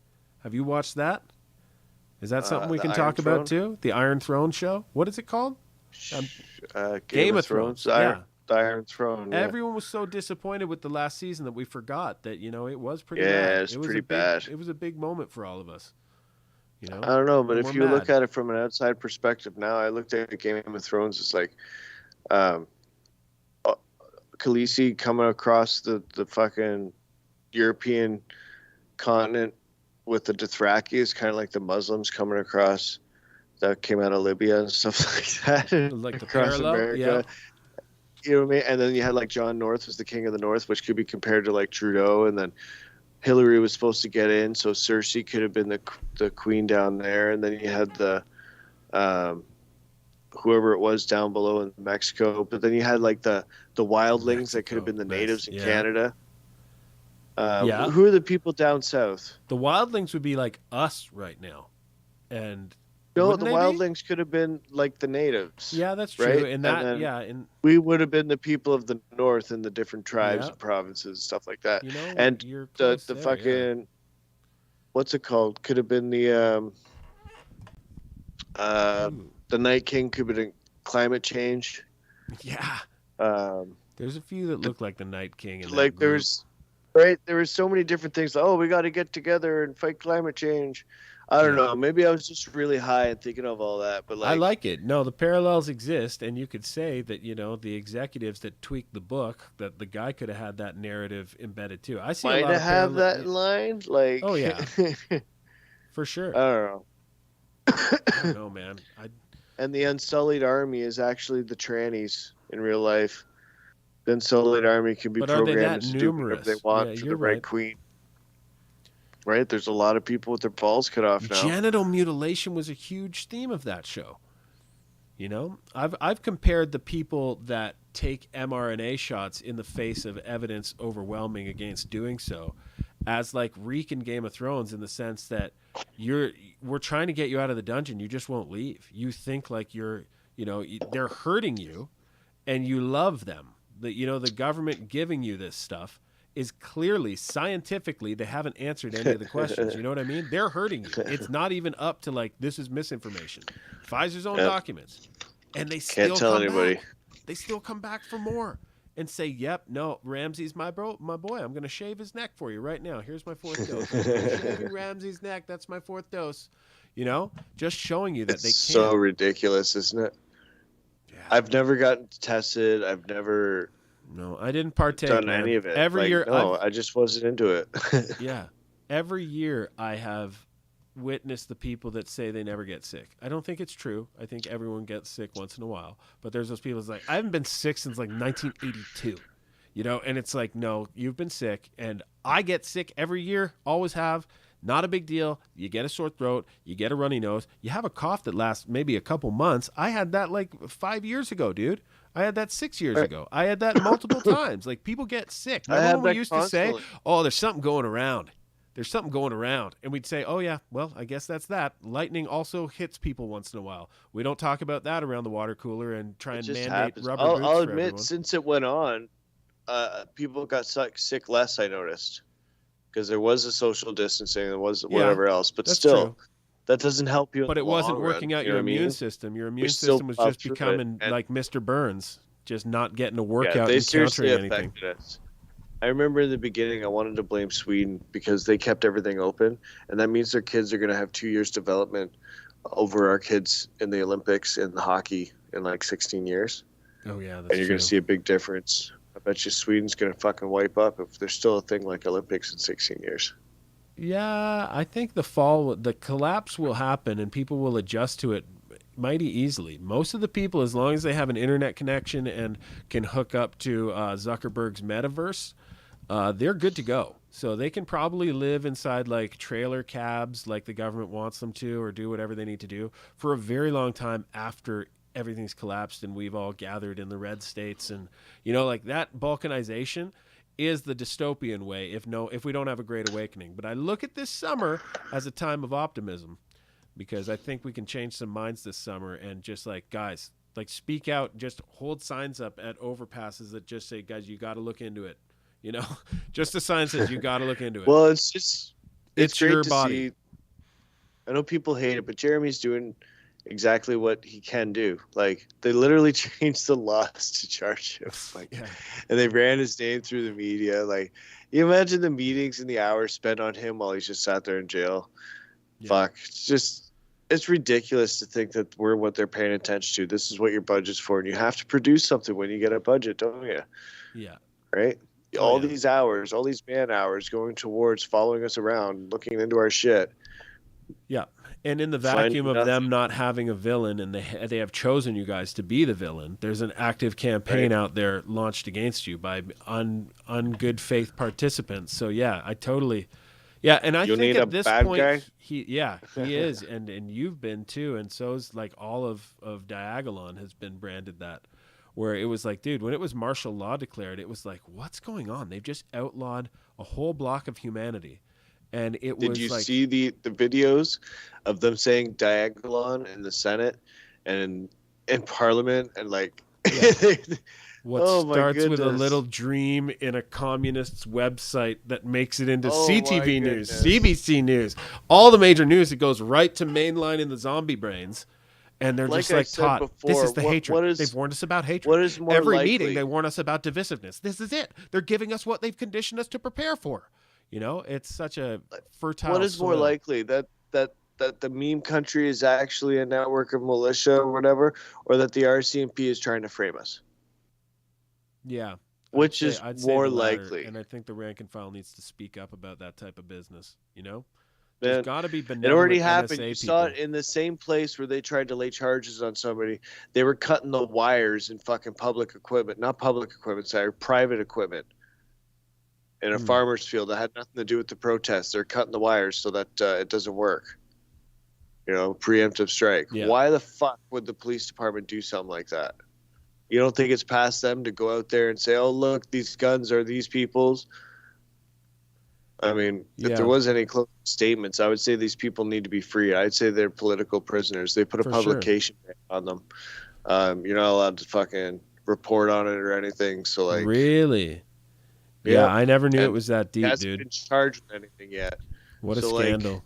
Yeah. Unbelievable. Held without charge. Welcome. Yep. But that's the life. Everyone's accepted that we're sick until proven healthy. They've reversed that whole standard on humanity, where we feel it's okay for someone to force us to be tested for something for which we're not showing symptoms. It's like if you can call anything symptomless now, and you might or might not develop it, but because a chance exists that you could be asymptomatic, let's test you. It's fucking mad world.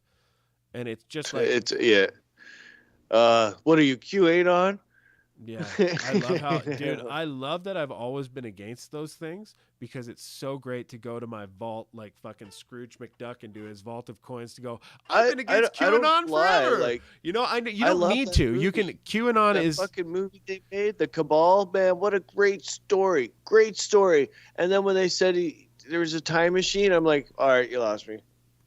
What the fuck was that? The Blue Beam or whatever? Blue Beam story, gets imported. Yeah. Man. Because it's rife for misinformation poisoning. They was. need to just give a lie. Like, dude, you can pretend to be QAnon, give a piece of information that you know is a brazen lie, get enough people to believe it, then broadcast that QAnon believes it, and then dismiss a whole segment of society because you believed in an unnamed source, which is what I said from the beginning. There's no reason to go cryptic. There's no reason to go September 21st, black vans pull in. the country will be gone. Well, I'm you know, like, to what? be Don't honest be with vague. you, there Just was a few drop people some that broke docs on away Wiki. from that. Some of the Q people broke away from that did turn into good researchers. Okay. Like Polly was one of them. Some of the other ones in the States, like it did wake a lot of people up and get them like, fuck, is that possible? And actually looking into the truth of some things. Like there's no doubt in my mind that human trafficking is a fucking giant thing in the world that we're sheltered from. Yeah. I mean, it goes hand in hand with horrific. probably missing Native women, right? Yeah. No, there's no doubt it's abhorrent, but it leads to places where they're connected with other stories that they actually largely buy into. And then when you criticize them on things that have been wrong, like trust Sessions, trust Gowdy, trust Horowitz, trust everyone QAnon said to trust, turned out to be bunk. But like a fortune teller, you only remember the hits, and you give credit for the hits that the fortune teller remembered. You don't give credit for the misses. You don't account for that and say, oh, well, maybe this source is dangerous. Maybe this source can be taken over by the CIA at any moment to feed misinformation and maybe groom us for an event like January 6th, and then blame it on the fringe, because most people, it's just to satiate them and go, you're part of the plan. Everything's handled. Pelosi's a body double. We've already flown her away on a Black Hawk. Like there's all kinds of misinformation that gets allowed in through unnamed sources, where I've said, we can't even process this Russiagate stuff with John Solomon, Sarah Carter, all these writers that are just writing about the day-to-day avalanche of Russiagate information.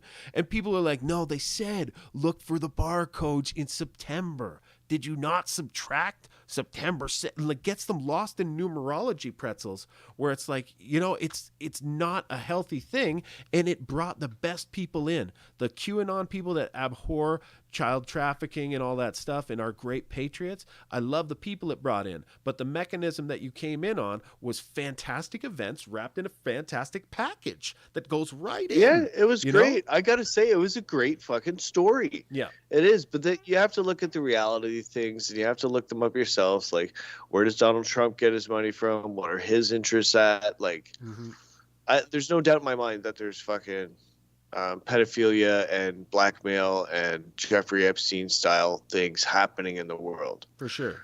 You know what I mean? I mean, you don't Epstein have to be proved that. You have a photo of Prince believer. Andrew with a 12-year-old with his like hands on her hips, right? Or a 14 you don't have to 15 to be a QAnon believer to see what's going on there and see the connections that he had and who he's tied with. Like, so. Yeah.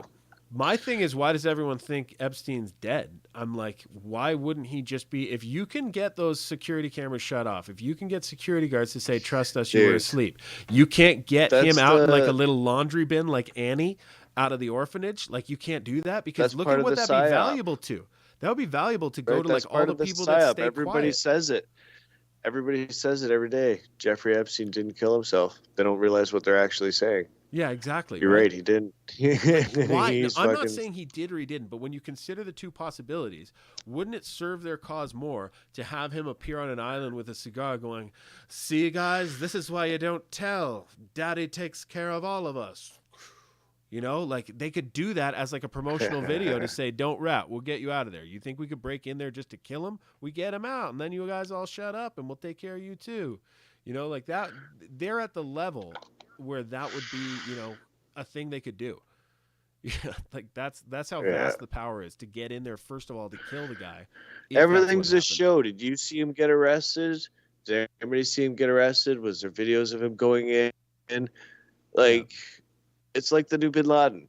It's a new fucking show. They have Biden in a fake White House, dude. What the hell? Are you kidding me? A fake White House, and they actually admitted it. They're like, oh yeah, it's because we had a press pool that's so big. Soap opera. Yeah. You know, it's a soap opera of fear for everybody as well. I mean, yeah, these things are real, but I don't know. It's fear porn for everybody as well. Yeah, you just got to have a good filter of what's important to my direct existence and prioritize that as our times get more dire. And I hope people learn how to do that. Like, I still like looking down rabbit holes every now and then, but there's stuff that's so pertinent to our existence right now that we need to pay attention to that stuff. So anyone that thinks like, oh, it's repetitive, if you say PPC too much, I'm like, you better damn well chant something right now, because the enemy's putting their message on repeat. You know, you better repeat something. You know? We're already proving it's illegal to chant anything anywhere now. You're not allowed to protest. Yeah. Protesting is illegal in a democratic country unless it's the approved message. That's why I say, And there's man, people out there that actually work for the system that think that we're the fascists. Like, we want you freedom. obviously don't understand. Yeah. You're You the can man. still get injected. You can still wear your mask. We just want out. That's it. We're just getting out. We'll take our chances. Medical freedom, You know? like, your medical freedom should be the same as economic freedom, man. You have a right to that. Oh, but once that document got released, it said 1,200 died in the first month, and they redacted the total doses. Why are we the ones that have to keep mentioning that? Why wouldn't their curiosity be sparked and go, holy shit, how many doses? Why would you redact the doses? Do you not want me to know the mortality rate of this shot? Why can't you tell the mortality rate? That's how a proper human brain would work. You know, but we're the ones who have to keep mentioning it until we overcome this level of like what constitutes probable cause for further investigation. It's crazy. It's so bad what's happening with our media. I get CP24 only at work, and I go and see that, and they got that Dr. Isaac Bogosh repeating the same dribble, and of course he wants us to go on. He's getting paid big bucks to go on TV every day, and the TV has been the TV station has been given huge money. Yeah. To do this, right? It has been allocated. He's done so much with the pandemic spending. What do you think he did with it? You think it went to relief and everything like that? No, all these people got to pay back their fucking COVID money. It's fucking hilarious. They can't keep track of everybody. They're just sending out the same letter to everybody, but no, all that money just got laundered like everything else. The same thing when they're going to give a bunch of billions of dollars to fucking Zelensky. What do you think is going to happen with that? It's going to go to aid? Yeah, it's going to go to further consolidate their strangle over everything. Everything. But if you don't listen to it, like the way Trump short-circuited the 2016 election with using social media in a way that the dinosaurs didn't use it, like they thought it all had to be millions of dollar budgets on the cable news promotion, you know, and he just used social media to subvert it. I think that our niche could be in real life door knocking. And again, to beat the PPC drum, that gives you your excuse. You're just trying to generate memberships for PPC. That's why I'm knocking on your door. Have you heard about us? Here's a pamphlet that says freedom is actually a choice on your menu, you know? And just doing that, if we could get enough strong human beings that would do that, there is a way out of this. Like, you could have a mass awakening, but it has to be in person because the virtual waves are cut off. But that's what like the Level Up campaign is truly about. Is people that don't look people in the eye and are just drunk in their basement need to get rid of that and just start at looking people in the eye. That's their level up. The people that can look people in the eye need to get civically committed like they've never done before. That's their level up. You know what I mean? Like that's actually a way out. Plenty of times myself. Like I know you have. Me and you are the types to do it, but the types that it's aren't. hard for other people to step out. You know, like it's time now. Like even in this Ontario election. Mm-hmm. More people need to come out and vote than ever before, and you need to tilt the scales. I don't know who to vote for. Well, I guess Ontario First is not going to be a fucking party with Randy stepping down, which is disappointing. Yeah. But you know, all the power to him. Enjoy the rest of your life, man. Thank you for what you've done. Yeah. You know, it's not about my disappointment, right? Like you go enjoy your life. No, the heat's been too much. Like one man can't bear the weight of the full matrix. You got to hand it off to more people. Can't even make a difference. You've been kicked out. He was a martyr, basically. Yeah, he did his job. Out. They're not letting him go in. Like, fuck this fucking system. Yeah, it's not in favor for the small guy. No, you shut the fuck up. You do what you're told, or we'll change the law, and you just fucking suffer. We'll drag you through the court. We'll drag you through the media. It's so obvious now. I know, man. But it's in this venue, what can you do? What would your solution be? I don't think I have a solution, but I just have that basic goal of build a culture. Andrew Breitbart, politics downstream from culture. Walk away from the mainstream culture. You see what they're going to do with inflation. You see what they're going to do with food prices, carbon tax. You need to get with your people and get on your own land. Do not rely on this system because it's going down. The dollar's not going to be worth fucking anything. You can't borrow this much money. But that will also cause an effect of people coming to our side, realizing that the dollar's worth nothing now, if they can survive the psyop that just blames everything on Putin. Well, the BRIC alliance is a big thing, right? Brazil, Russia, Iran, India, China. Nice. all deciding to trade the dollar outside of the, or starting to trade oil outside the dollar. Yeah, it was inevitable. Then what happens? Yeah.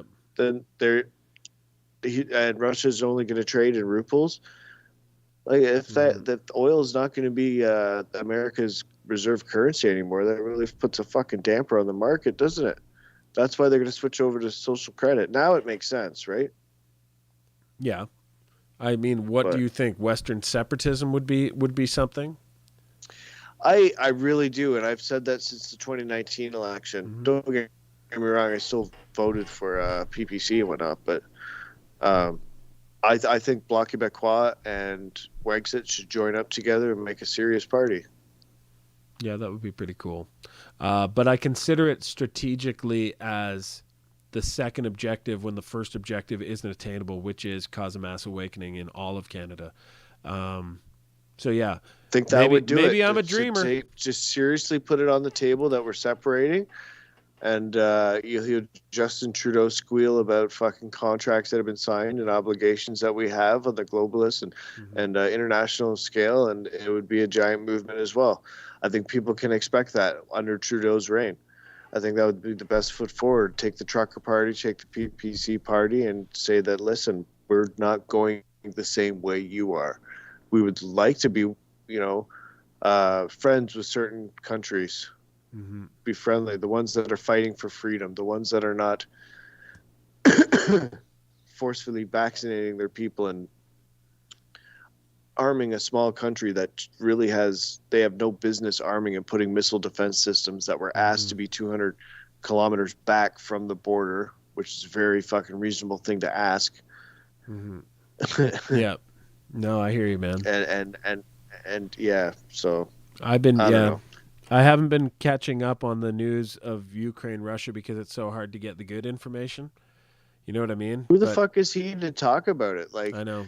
The only time I've seen anybody else, as many people walk out on Trudeau, is when NATO, I guess, got up and walked out on Putin. It's comparable. And those people are literally under war. Trudeau tried to call the War Measures Act for us. Like, I know, bro. I know. Where the fuck are we? It was crazy, we've been bro. going on for 3 hours. Well, it's been good. Any other I have animals a few, you'd like to see fight, though? Like, I don't know. I think we've covered all the most dangerous ones, haven't we? I'd like to see celebrities fight. I would like to see it become like a cultural thing, right? Like just to see how fucking far you could push it. Like Mike Tyson used to throw around I like it tigers. In the hypothetical realm. I'm a big softy if it were to happen in real life, like to force them to fight. I'd be like, well, can't we just put cameras all throughout the forest, and then if they encounter each other organically and wish to fight, then we watch? Otherwise, I would feel we're interfering in Mother Nature in a way that Anthony Fauci probably started. He was probably that it was his Jeffrey Dahmer journey of, playing with roadkill, was making animals maul each other. And then sooner or later, you're going to be researching bat respiratory viruses and how to get them into humans. So it's just it's a gateway drug, I think. But I'm down for it if you want to just film encounters in the wild and we have a budget to get like cameras. No, I'm talking about an alternate reality in future where you just have people like the baddest motherfuckers, just have them juice up to the gills. Happening. Like some of those huge guys that are in the NFL, make it a culture where, like, if you beat up a fucking tiger, killed it with your bare hands, you get to wear that as your fucking trophy. That would be the coolest thing ever. Oh yeah, you only get to have a tiger skin if you killed it with your bare hands. Otherwise, it's forbidden. Yeah, we're going to be living in times where that Spartan champion camaraderie is going to be required. Of you defeated the beast you wear right now. Oh my! Right? Come breed with. I don't know what kind of weapons to make it fair though. Like bare hands is the fucking best way. The only way you should be able to wear fucking skin, but tough to say. I've always thought a benevolent chieftain adopting us would be a good way around all this. Is like we make our own rules because you've given the indigenous power to create their own society. We'll swear fealty to a benevolent chieftain and we'll honestly let him lead the show. But it's like we need somewhere to live, bro. You call the shots, but as long as you promise this, we're going to dedicate our lives to you. We will take on your indigenous names and honor your culture. In return, we will live under the tyranny. That might be a good way. So you think we're going to live on European reserves? No, I just think that would be a fun resolution. European reserves? Yeah. Yeah, right. They have Yeah. Indian reserves, European reserves. Exactly. Soon enough, you'll have the fucking multicultural rainbow reserve. We'll be neo-Métis. We identify as Métis, and you have to respect that, right? That's it. They would. Yeah. Yeah. I don't know, man. We've been going a pretty long time. Thanks for chatting, man. I just have been keeping I had it going. a good time. I haven't looked at the phone. I'm sure we've got a few more donations, but I'm happy that we could raise a few bucks for the man because he deserves it, and so does Morgan, to give to their cow. You know, everyone deserves a cow, to pet it, to love it, to put a bell on it, and one day have a petting zoo.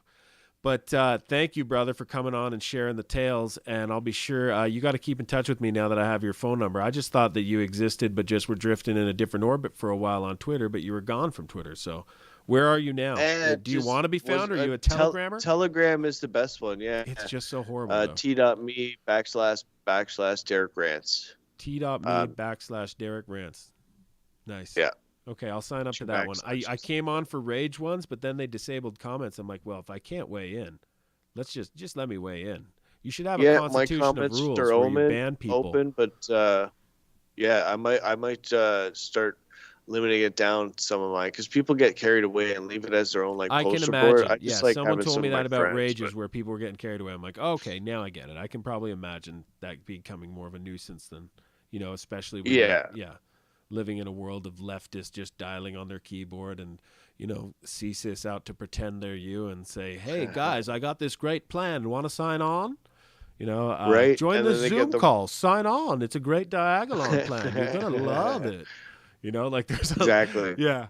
So I hear you, man. Yeah. But give Rage my best. And then whenever he's at a place where he can talk, we'll have him on as guest master to my little world. And then, just get a check in on him. But I hope he's doing okay and realizing that he's a truth teller and that it's just a corrupt system. And, yeah, you I was stand in hoping the it was light. going to be all his skeletons are out, man. Everyone knows everything about him. It's like they can't do anything else to you, dude, unless they're, you know what I mean? I'm just trying to look at the glass half full for the guy because it really is a lot to take on, right? It's a lot to be a leader in this environment. It takes a lot. I was hoping it was going to be a Goodwill Hunting moment where I was like Ben Affleck going to stream with him and he just doesn't show up. He's just gone off to do bigger and better things. I'm just running I've done for whatever leadership I can do. of the Conservative Party. I've proved everything I needed to do. Sure, I proved they'll change the laws to keep you down. Now they've made it so I can't talk anymore. They've taken away as means of making money and putting food on the table. So yeah, I know. But and being a comedian too, you want to have freedom of speech. It's one of the freedoms he's fighting for is, because I think he's good at that and does that too. Doesn't he want to do that? Like just more it's chilling a little out, bit more comedy extreme and not than have to save the world every stream. It's a little bit more extreme than getting a fine for making a joke under the Human Rights Commission. He's not allowed to say people's names for fuck's sake. So he's not allowed to even engage in talking about that shit. Yeah. It's full crosshairs on for creating a villain that they desperately need in their narrative. It's crazy, man. All right. Well, I hope he just chills out and enjoys himself as best he can, knowing that, the truth is on his side. And it may take a long time for that to come out, but the lies don't sustain, man. They quickly crumble. All right, bro. Absolutely. Yeah. Thanks for having me on, man. It was anytime. nice shooting the shit I for a love while. talking to you, brother. We got to do it more often.